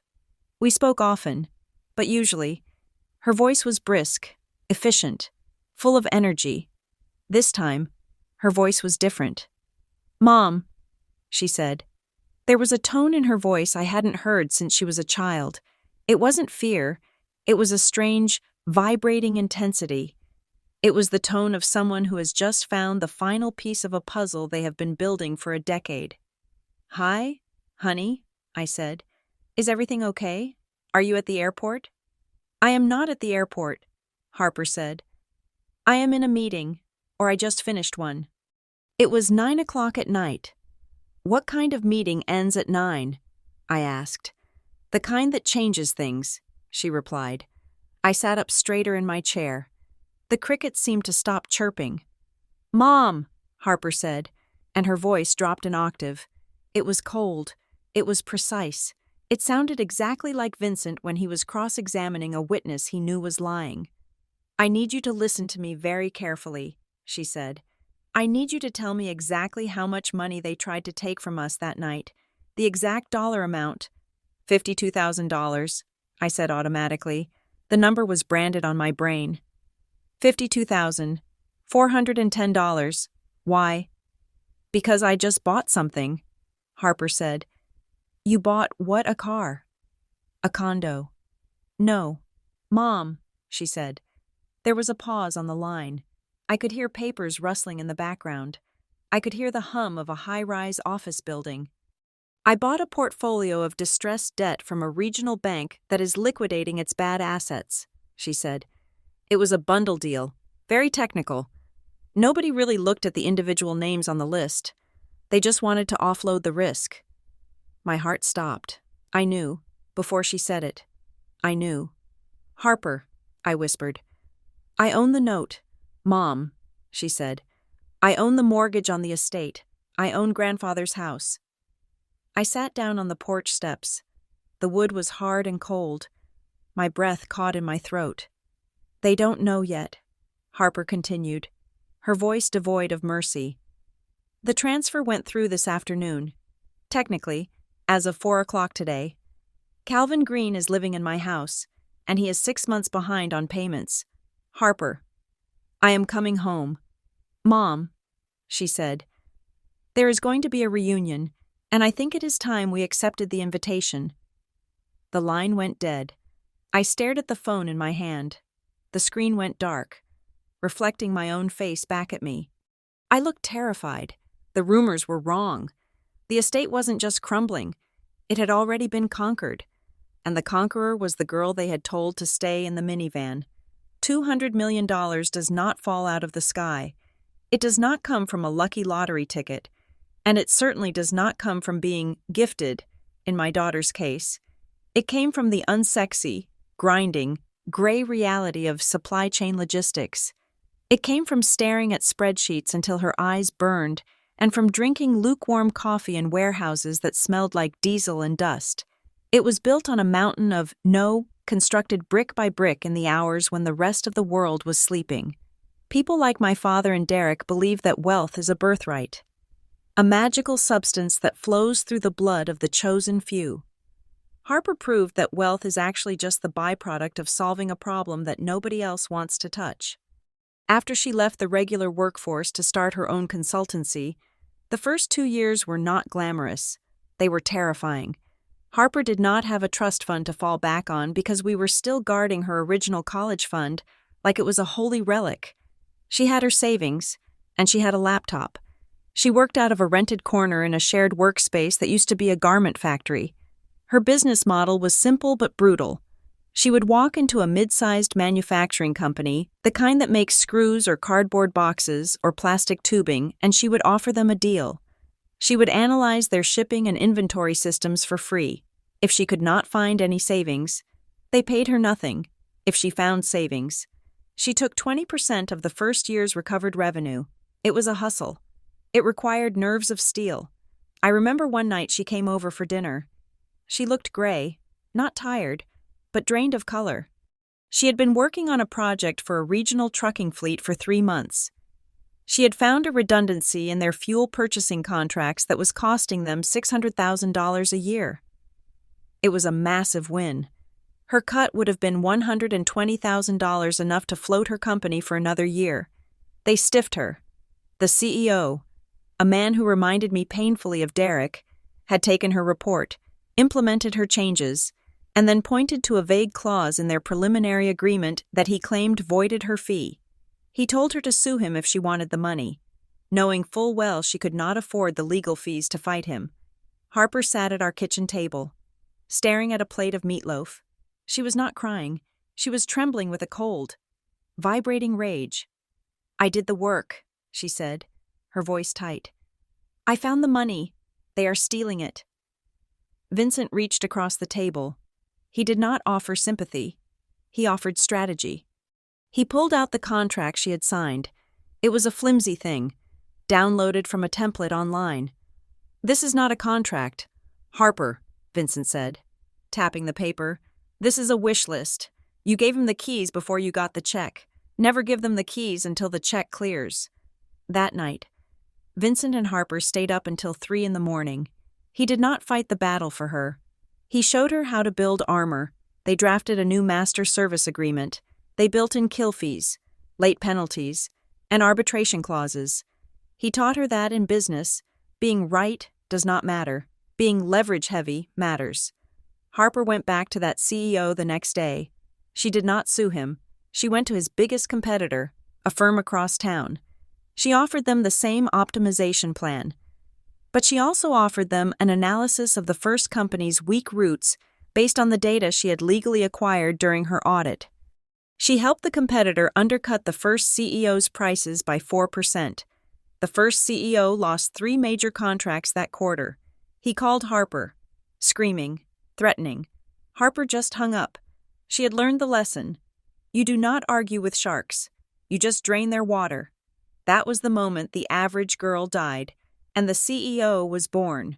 By her 26th birthday, Harper's firm, Barrett Data Solutions, had 12 employees. They were not working in a shared space anymore. They had a floor in a building downtown. This was when the gifted narrative of the Green family began to look truly ridiculous in comparison. While Logan was getting suspended for plagiarism, Harper was pitching to venture capital firms.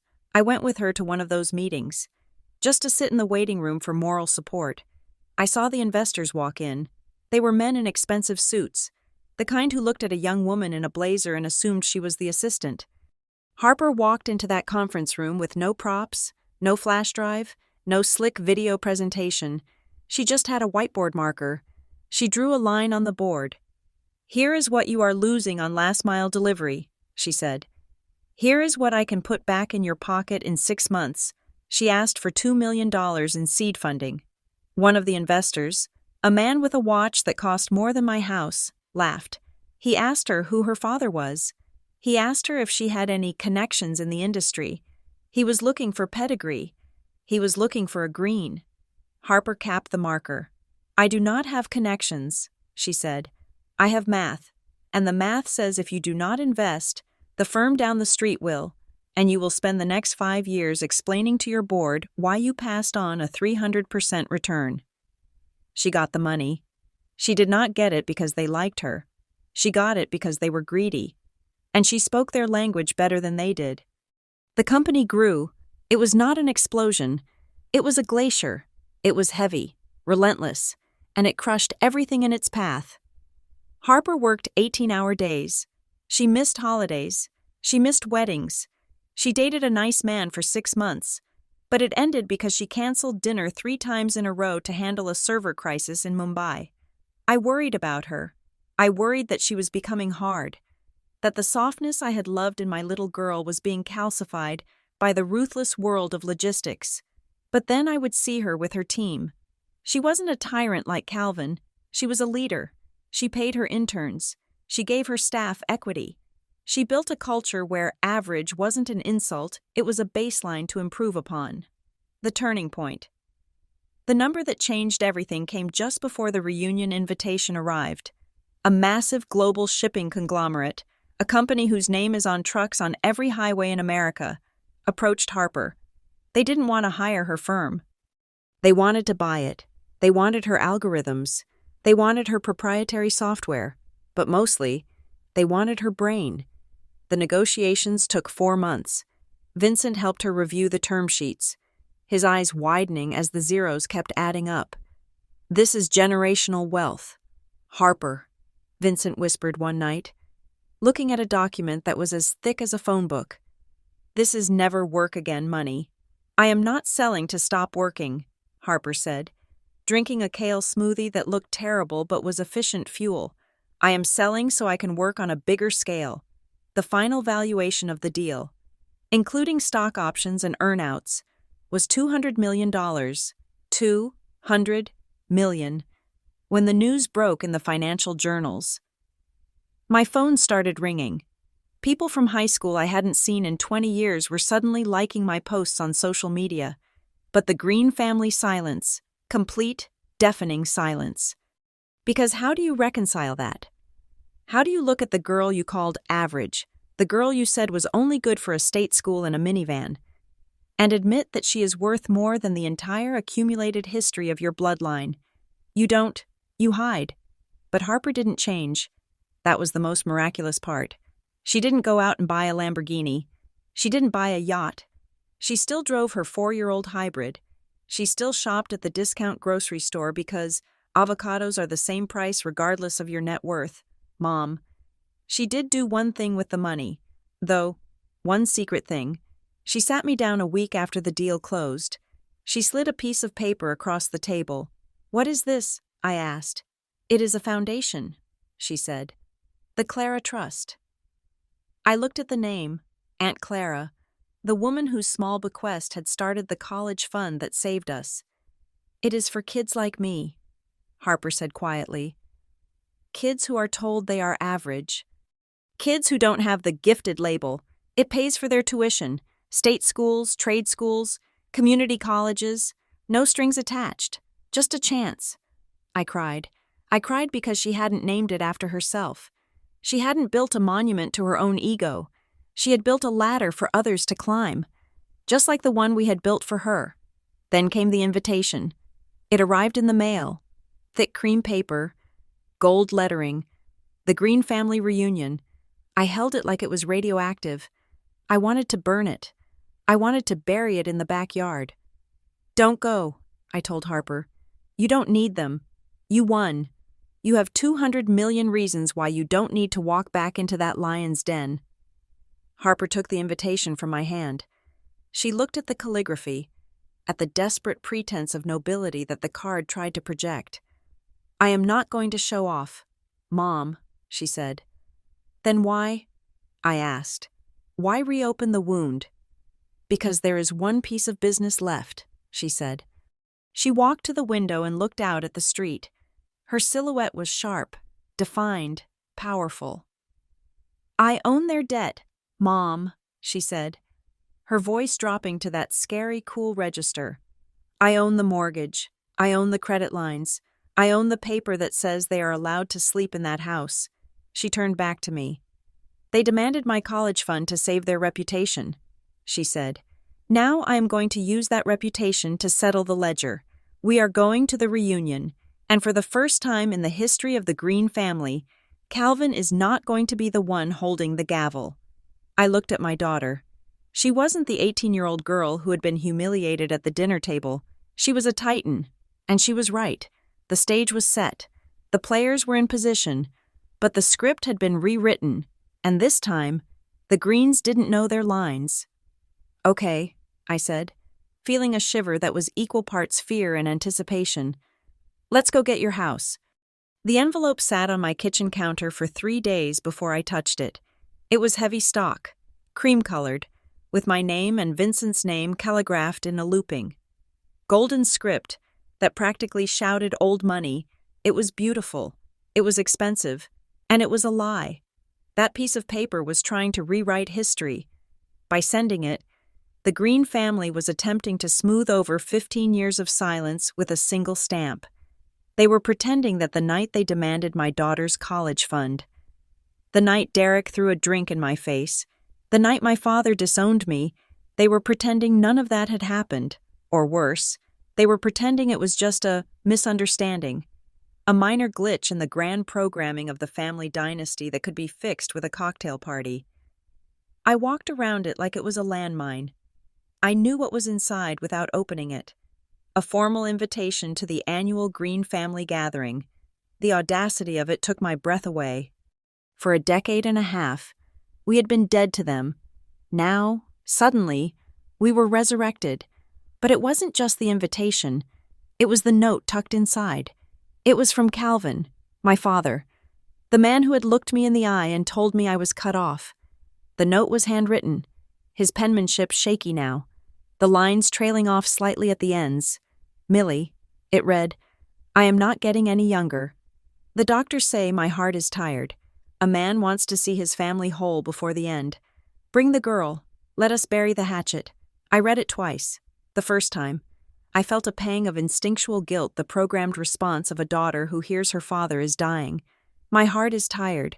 It sounded vulnerable. It sounded like an olive branch. Then I read it a second time, and the spell broke.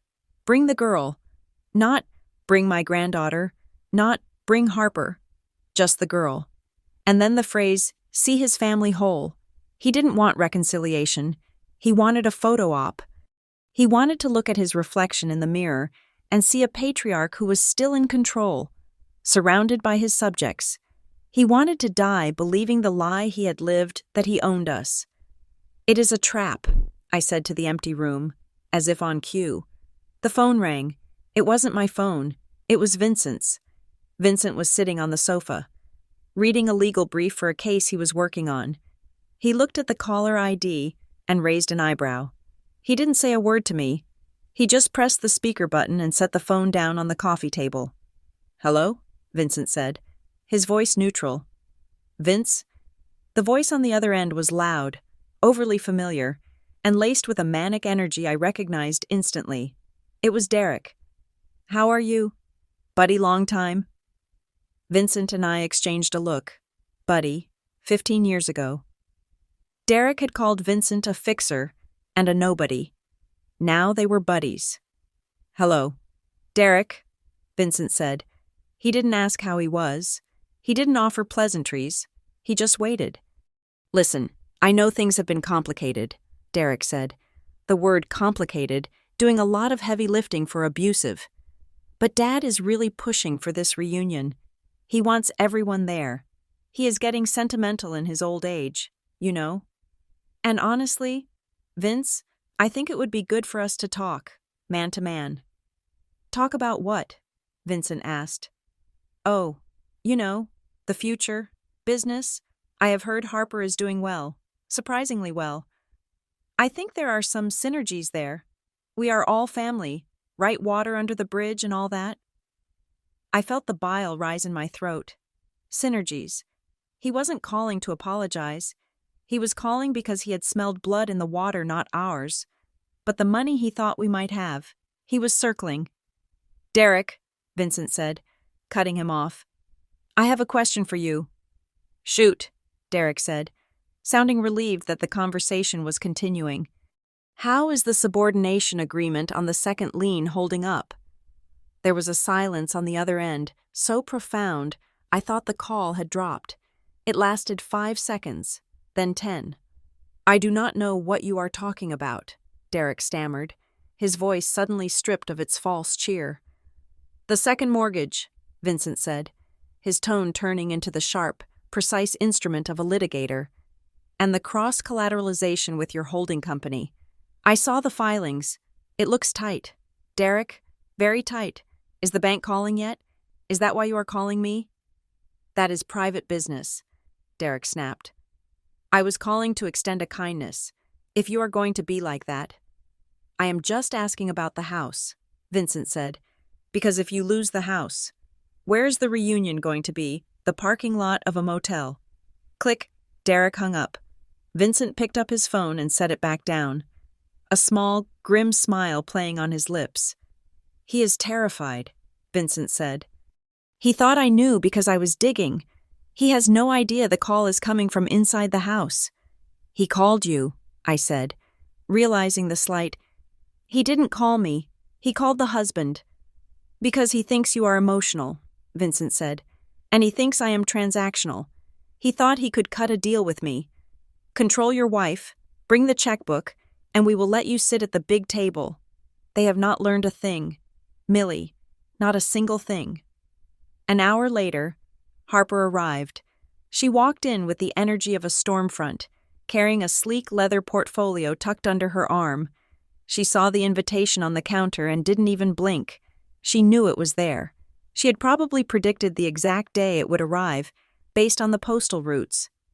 "You spoke to them?" she asked, dropping her keys in the bowl. "Derek called your father," I said. "He is fishing." "Let him fish," Harper said. "The pond is empty." She sat down at the table and opened the portfolio. It wasn't a thick stack of papers. It wasn't a dramatic, sprawling mess of evidence. It was a single, thin file containing 3 documents. "This is it?" I asked, looking at the meager pile. "This is all we need," Harper said.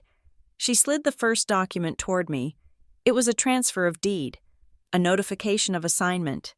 It was the legal proof that the mortgage note for the Green estate now belonged to an entity called the Clara Group. "They think the bank is squeezing them," Harper said, her voice cool and detached. "They have been getting notices for months. Pay or quit. They are scrambling. That is why they sent the invitation. They need a bailout. They think if they get us in the room, they can guilt us into writing a check to save the family legacy. They see me as a piggy bank." "They don't know it is you," I said. It was still hard for me to wrap my head around. My daughter, the girl who used to clip coupons with me, now owned the roof over my father's head.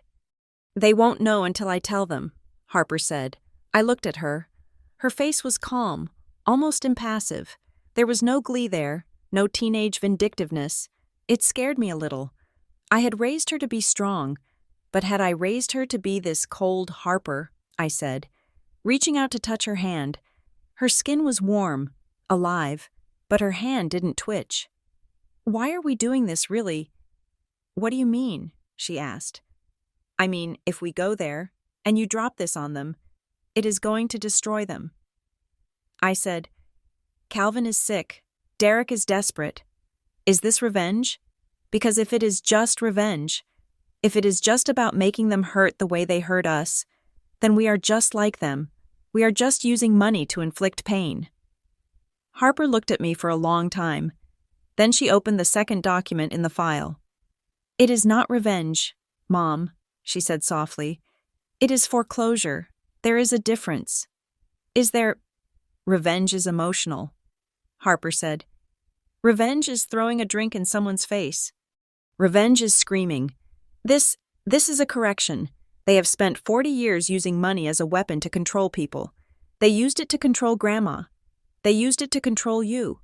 They tried to use it to control me. They think money gives them the right to define who matters." She tapped the paper. "I am not going there to humiliate them. I am going there to take the weapon out of their hands. I'm going to show them that the thing they worship, the money, the house, the status is not theirs anymore. And once they realize they don't have the weapon, maybe they will finally have to be just people." "And if they can't be just people," I asked, "then they will be homeless people," Harper said. "But that will be their choice. I am offering them a way out. But it is a way out that requires them to admit the truth." She slid the third document across the table. It was sealed in a separate envelope. "What is this?" I asked. "That," Harper said, "is the gift. That is the thing that makes sure they can never do this to anyone else again." I opened the envelope. I read the single page inside. My breath caught in my throat. It was not a lawsuit. It was not a demand for payment. It was a structural change to the property deed itself. It was a clause that would fundamentally alter the nature of the Green estate forever. It was brilliant, and it was irreversible. "You are going to turn the estate into—" I started. But I couldn't finish. The scope of it was too big. "Yes," Harper said. "If they sign, if they don't, I foreclose, and I do it anyway. But I want to give them the chance to sign. I want to give Calvin the chance to do one good thing before he dies, even if he hates it." I looked at the document, then at my daughter. She wasn't becoming them. She was evolving past them. She was playing a game of chess where the goal wasn't to kill the king, but to change the rules of the board so that kings didn't exist anymore. Vincent walked over and looked at the papers. He nodded slowly.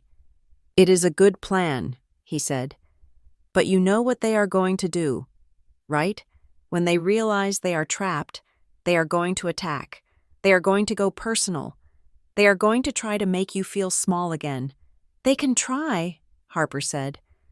"But I am not 18 anymore, and I am not alone." "No," Vincent said. "You are not." He looked at me. "Millie, it is your call. We don't have to go. We can mail these papers. We can let the lawyers handle it. We can stay here, order pizza, and watch a movie. You never have to see his face again." I thought about it. I thought about the easy way out. Sending a process server, letting the sheriff evict them. It would be clean. It would be safe.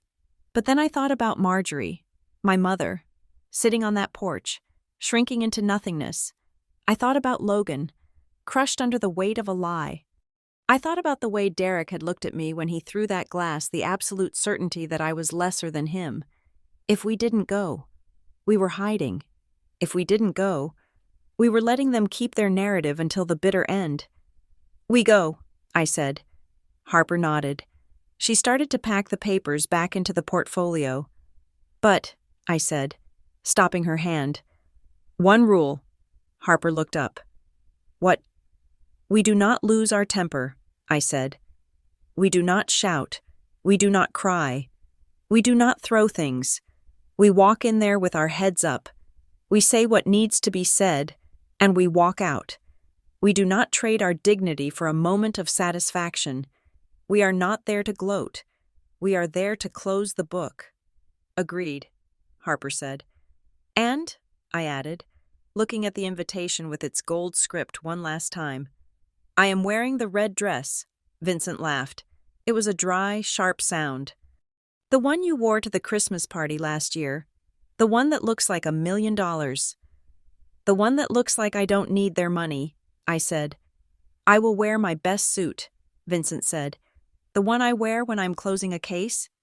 "And I," Harper said, snapping the lock on her briefcase shut, "will bring the pen." The atmosphere in the kitchen shifted.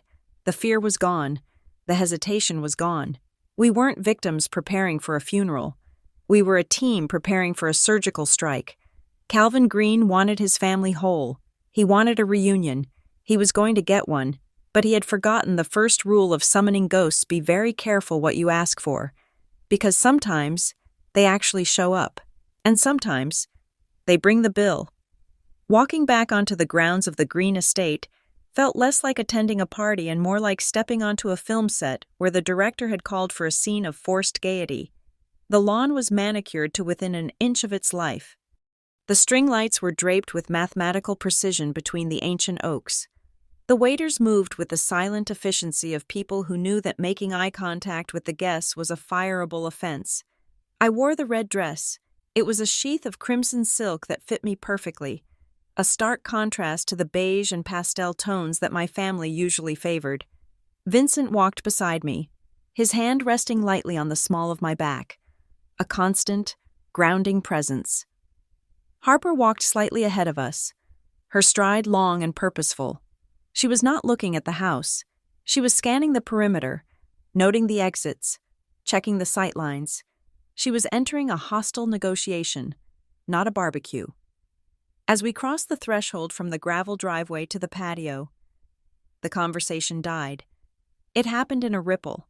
First the cousins near the bar stopped talking, then the aunts by the buffet, then, finally, the silence reached the head table where Calvin Green sat. My father looked older than I had expected.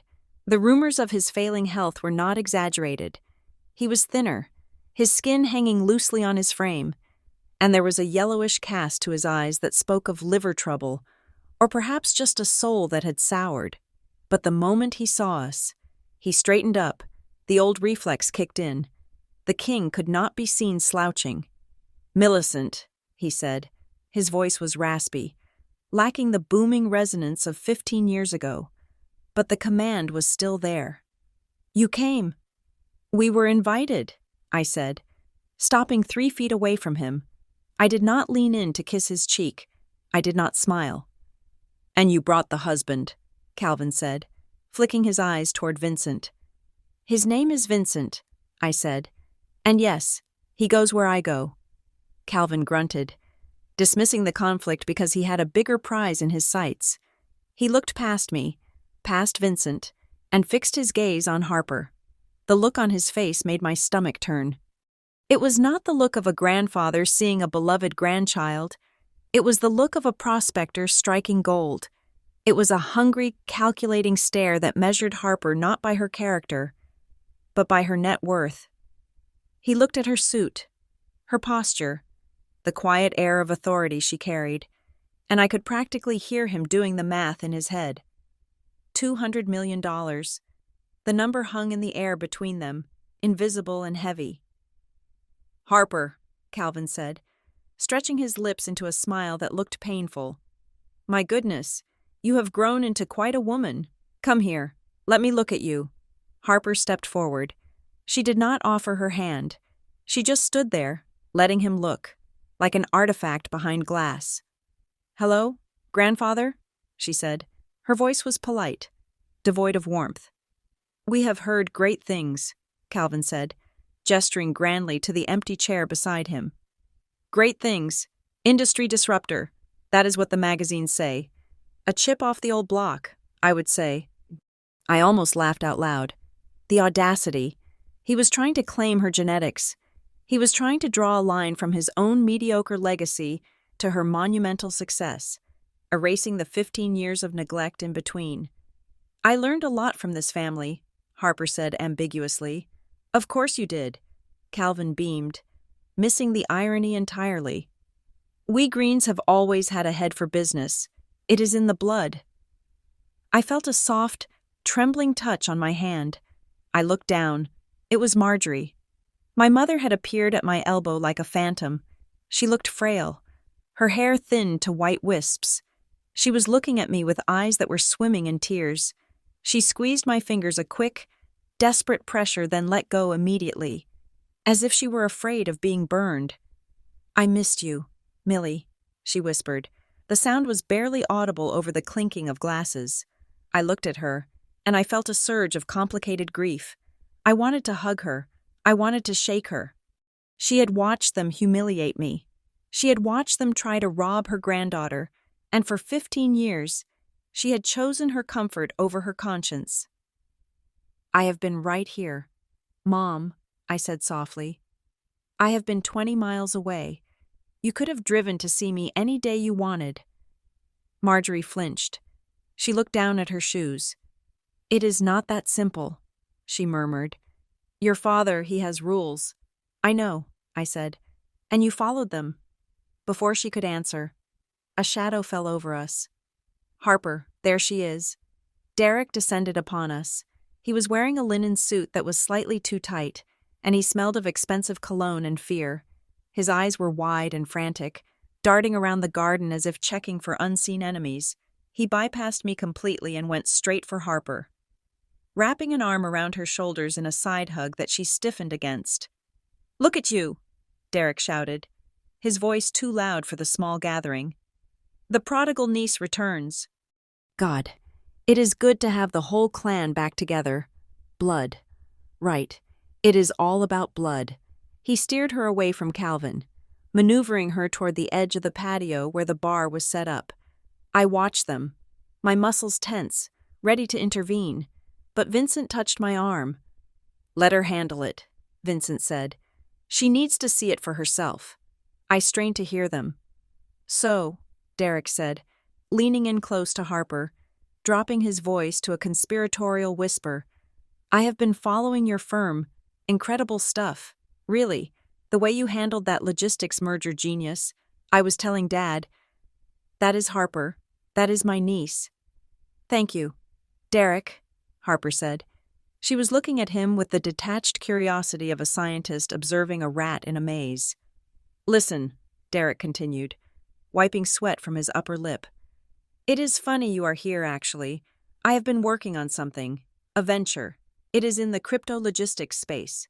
Blockchain for supply chains. It is massive. Harper. I mean, ground floor massive. I have the deck in my car. I was thinking since we are family, And since you know the sector, maybe we could partner up. I could let you in on the seed round. Exclusive. Just for us. There it was. He hadn't even asked how she was. He hadn't asked about her life. He had gone from hello to give me money in under 60 seconds. Harper took a sip of her sparkling water. I don't do crypto, Derek, and I don't do seed rounds for family. Derek's face crumpled, then hardened. Come on, Harp. Don't be like that. Don't be like your mother. We are talking about legacy here. I just need a little liquidity to get the prototype running. A bridge loan, $500,000. That is pocket change for you now, right? It is not about the amount, Harper said. It is about the investment, and I don't invest in bad assets. Derek recoiled, as if she had slapped him. For a second, I saw the old Derek, the one who had thrown the scotch. The anger flared in his eyes, hot and ugly, but he swallowed it. He couldn't afford to be angry. He needed her too much. We can talk later, he muttered, forcing a grimace that was supposed to be a smile. When you have had a drink, you are just tense. He walked away, heading straight for the bar to pour himself a double. I turned to look for Vincent. He was not beside me anymore. He had drifted toward the side of the patio, near the French doors that led into Calvin's study. The doors were open to let the breeze in. Vincent was standing by a small side table where the mail was stacked. He wasn't touching anything, he was too smart for that, but he was leaning in, reading the envelopes that had been carelessly tossed there. He caught my eye. He gave a microscopic nod, then tapped his watch. I walked over to him, keeping my movements casual. What is it? I whispered. The mail, Vincent said, his voice barely moving his lips. There is a certified letter on the bottom of the stack. It is opened. It is from the sheriff's office. Eviction, I asked. Notice of sale, Vincent said. Scheduled for next Tuesday. They are not just behind. Millie, they are finished. The auction is next week. That is why the party is today. This isn't a reunion. It is a Hail Mary pass. They need a check by Monday morning or the locks get changed. Does Calvin know? Look at him, Vincent said, nodding toward the throne-like chair. I looked. Calvin was holding court, laughing at something a neighbor said, but his hand was gripping the armrest so hard his knuckles were white. He knew. He was sitting on a sinking ship, pretending it was a cruise liner, hoping Harper would buy him a life raft before the water hit his chin. He knows, I said. Millie, the voice came from behind me. I turned. It was Logan. My nephew looked like a ghost of the boy who had been promised the world. He was 33 now, but he had the slumped shoulders of an old man. His hairline was receding, and his eyes were rimmed with dark circles. He was holding a soda, his hands shaking slightly.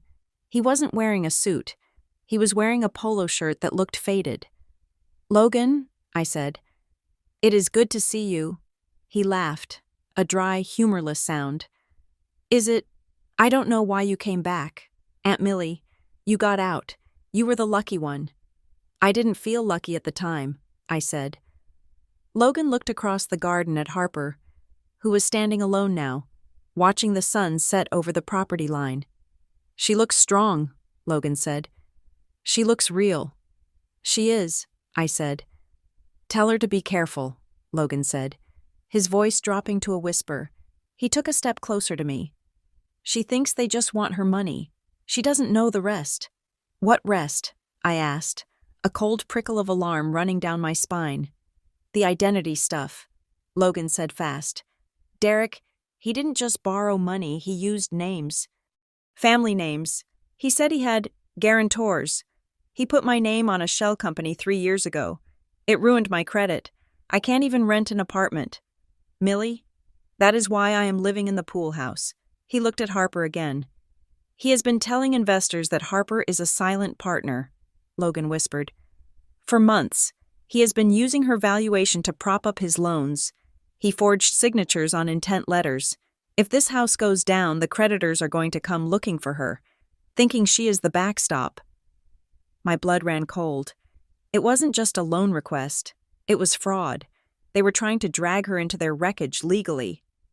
Thank you. Logan, I said, gripping his arm. I just want it to end, Logan said, his eyes filling with tears. I just want the noise to stop. It is going to stop, I promised him. Tonight, a spoon chimed against a glass. Ding, ding, ding. Calvin Green was standing up. He was swaying slightly, supporting himself with a cane I hadn't noticed before, but he was demanding the room's attention. Family, Calvin boomed, his voice gaining strength from the spotlight. Friends, thank you for coming. It has been too long since we were all together. The guests quieted down. They turned toward him, a sea of polite, expectant faces.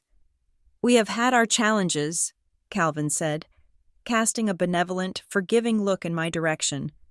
Every family does, but the bond of blood is stronger than pride, and today, we celebrate the return of a very special member of our tribe, he gestured to Harper.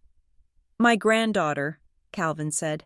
Harper, a young woman who went out into the world and conquered it. And why? Because she has the green spirit. Because she has the fire that I passed down to her mother, and that her mother passed down to her. I felt Vincent tense beside me. The revisionism was nauseating. He was taking credit for the fire he had tried to extinguish with a glass of scotch. Harper, Calvin said, smiling his shark smile. Come stand by me. Tell everyone a little bit about your success. Tell them about the future of this family. It was a command. He was inviting her into the inner circle, offering her the privilege of standing next to him, provided she played the role of the dutiful heir. He wanted her to publicly validate him. He wanted her to say, Yes, I am a Green, and I am here to save the estate. Harper walked to the center of the patio. She did not go to stand by Calvin. She stopped at the round glass table in the middle of the gathering, the same table where her briefcase sat. She looked at the guests. Then she looked at Derek, who was grinning nervously. Then she looked at Calvin.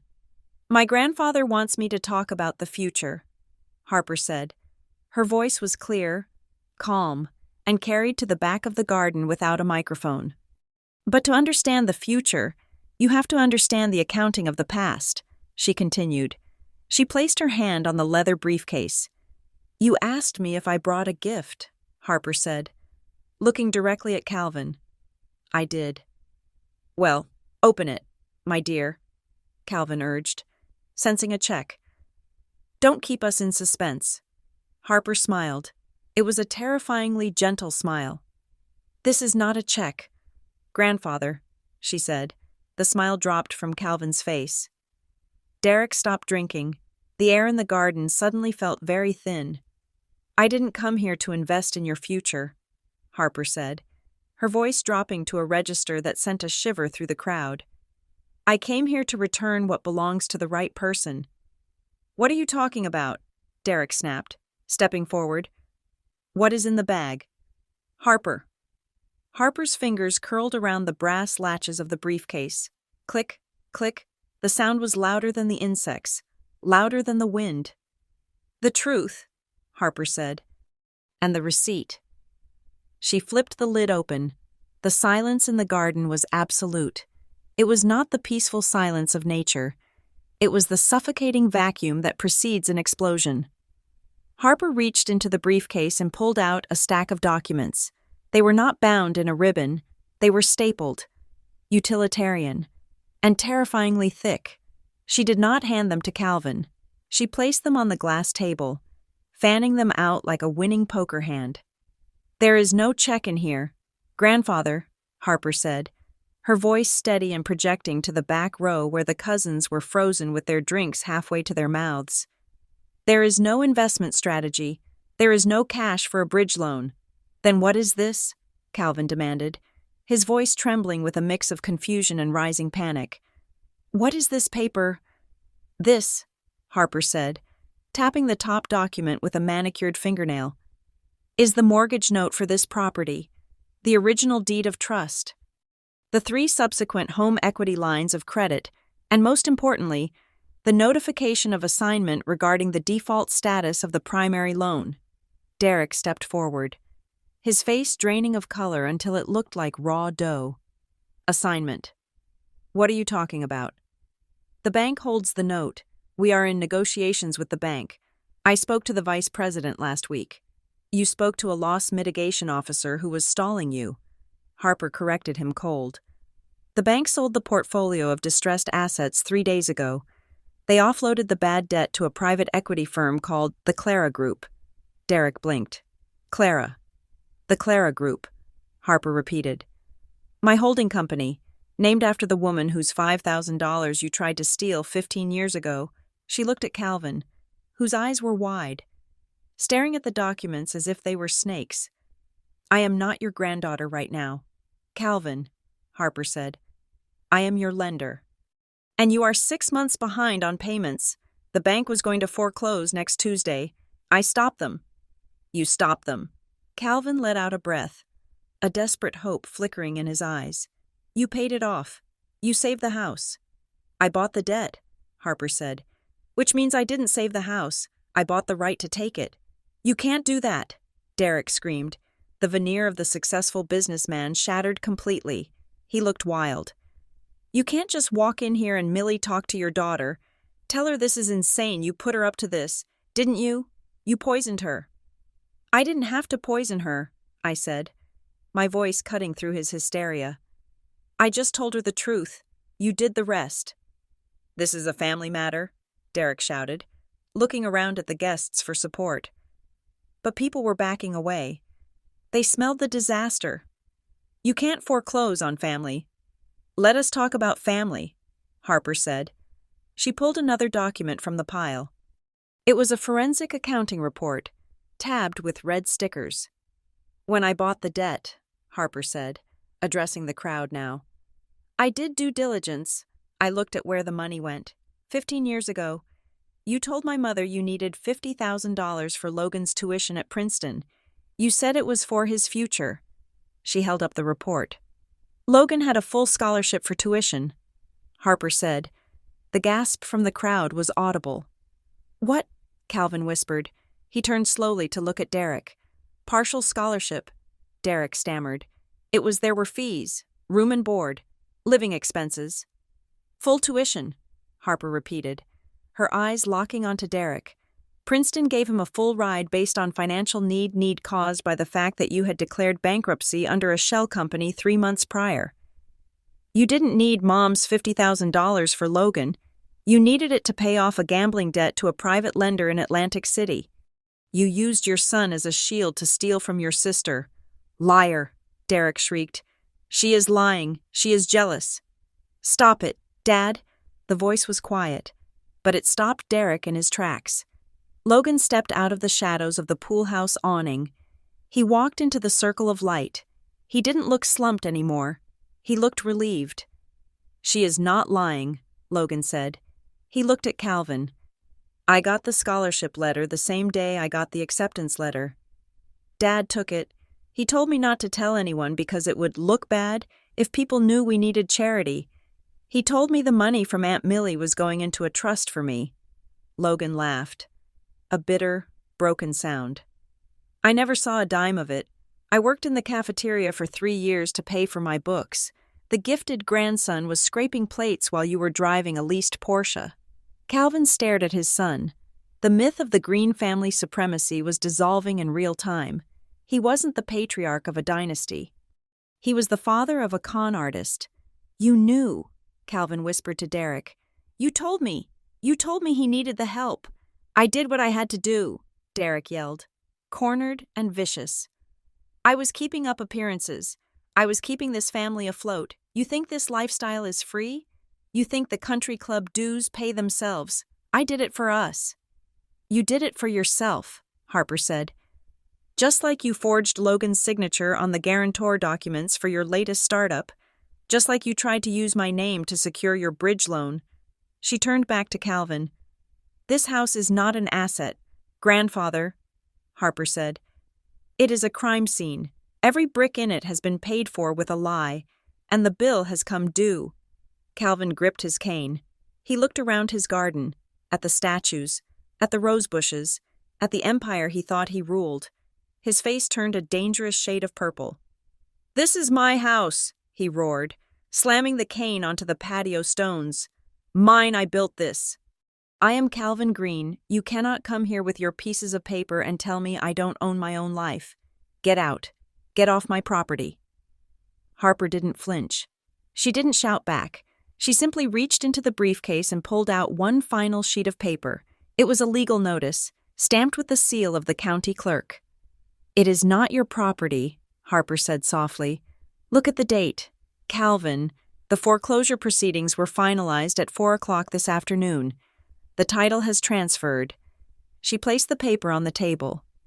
You are trespassing, she said. The word hung in the air. Trespassing. The king was a squatter. Calvin looked at the paper. He looked at the seal. He looked at the signature. His mouth opened, but no sound came out. He collapsed back into his wicker throne, not because his heart failed, but because his reality did. He looked suddenly small, a withered old man sitting in a chair that was too big for him. Marjorie let out a sob. It was a high, keen sound of pure despair. She covered her face with her hands. She had spent 40 years silencing herself to protect this legacy, and now she realized there was nothing to protect. She had sacrificed her relationship with her daughter for a lie. However, Harper said, the word cut through the sobbing. I am not Derek, Harper said, and I am not you. Calvin, I do not believe in destroying family for sport. She picked up the deed. I have a proposal, a choice. She looked at the silent, stunned relatives. Option A, Harper said. I enforce the eviction. You have 30 days to vacate. The house goes on the market. The proceeds go to pay off the creditors. Derek stiffed, including the ones who are currently investigating him for fraud. You leave here with nothing, no reputation, no home, no legacy. Derek whimpered. He knew that if the creditors came for him without the house as a shield, he was going to prison. Option B, Harper continued. You sign this. She pulled a thick document from the bottom of the briefcase. This is a transfer of ownership to a non-profit organization, Harper explained. If you sign this, you can live in the guest cottage for the rest of your lives. Marjorie, you keep your garden. Calvin, you keep your dignity, or what is left of it. And the main house, Calvin croaked, looking up. What happens to the house? The main house becomes the headquarters for the Clara Center, Harper said. A scholarship and mentorship program for students who have been labeled average, students who don't have rich grandfathers, students who need a chance, not a handout. You want to turn my home into a charity school? Calvin spat. I want to turn it into something useful, Harper said. I want to fill these rooms with kids who actually work for their future, and I want the name on the gate to be changed. Changed to what? Marjorie asked, lowering her hands. The Barrett Center, Harper said. I gasped. She wasn't naming it after Aunt Clara. She was naming it after Vincent, after the man who had taught her to read the fine print. That is the deal, Harper said. You sign the house over, you accept the new reality, and you get to stay, or you fight me, and you lose everything by Tuesday. You have 5 minutes. She took a pen from her pocket. It was a cheap, plastic ballpoint pen, the kind you buy in bulk for an office. She set it down on the deed. The silence stretched. The crickets chirped. The ice melted in the abandoned drinks. Derek looked at the pen. He looked at Harper. He realized that the minivan had run him over. Sign it, Dad, Derek whispered. Please, I can't go to jail. Calvin Green looked at me. For the first time in 15 years, he really looked at me. He didn't see the rebellious daughter. He didn't see the disappointment. He saw the woman who had survived him. He saw the mother who had raised a titan. He picked up the cheap pen. His hand shook. He signed his name, Calvin Green. It was done. The empire had fallen. Not with a cannon blast, but with the scratch of a ballpoint pen. Calvin dropped the pen and closed his eyes. He looked like a man who had just exhaled for the last time. Marjorie began to weep again. But this time, it sounded different. It sounded like relief. Harper picked up the deed. She blew on the ink to dry it. Then she turned to me. There is one last thing, she said. She reached into her pocket and pulled out a small, yellowed envelope. It was old. The paper was brittle. I found this, Harper said. It was in the original trust file that you kept in the attic. I don't think you ever opened it. Mom, it was sealed. I looked at the envelope. It was addressed to me, in Aunt Clara's spidery handwriting. Read it, Harper said. I opened the envelope. My hands were shaking. I pulled out the single sheet of notepaper. My dearest Millie, it read, I am leaving this small sum to Harper. Not because I think she needs charity, but because I know your father. One day, he will try to make you pay for his love. He will try to make you buy your place at his table. I want this money to be the reason you can say no. I want this money to be the wall between his greed and your dignity. Don't let them buy her future, Millie. The price is too high. Love, Clara. I read the words, and the tears finally came. Hot, cleansing tears. Aunt Clara had known. She had seen the future from 30 years ago. She hadn't just left money. She had left a shield. She knew, I whispered. She knew they would try to take it. And she knew you would stop them, Harper said. I looked up at my daughter. She was blurry through my tears. But she had never looked more clear to me. Let's go. Mom, Harper said. We have a lot of work to do. Term starts in the fall. She closed the briefcase. Snap, snap. We turned around. We didn't say goodbye. There was no need. The people sitting in that garden were no longer our family. They were just tenants in a building we owned. Vincent took my hand. Harper walked beside us. We walked across the manicured lawn, past the terrified cousins, past the weeping grandmother, past the broken patriarch. As we reached the car, I looked back one last time. The sun was setting, casting long shadows across the green estate. It looked different now. It didn't look like a fortress of exclusion. It looked like a school. It looked like a place where things were going to be fixed. You were right, I said to Harper as she started the car. About what? She asked. Revenge isn't about hurting them, I said, looking at the two people I loved most in the world. It is about proving that they never had the power to define us. Harper smiled. It was a real smile this time. The smile of the girl who used to eat pasta with me at the wobbly kitchen table. They wanted my college fund, she said, pulling out onto the main road, leaving the estate in the rearview mirror. So I bought their education instead. I hope they learned something. We drove into the night, not as refugees, but as architects of a new world, and for the first time in 44 years. I didn't wonder if I was good enough for the name Green. I knew that the name Green was finally lucky to be associated with us. Thank you so much for listening to this story on Juliet Revenge Stories. I would love to know where you are tuning in from today. Are you listening on your commute? While cooking dinner? Or maybe relaxing before bed? Let me know in the comments below because I love seeing how far our community reaches. Please do not forget to subscribe to the channel, like this video, and hit that hype button so we can share these stories of justice and resilience with even more people. See you in the next one.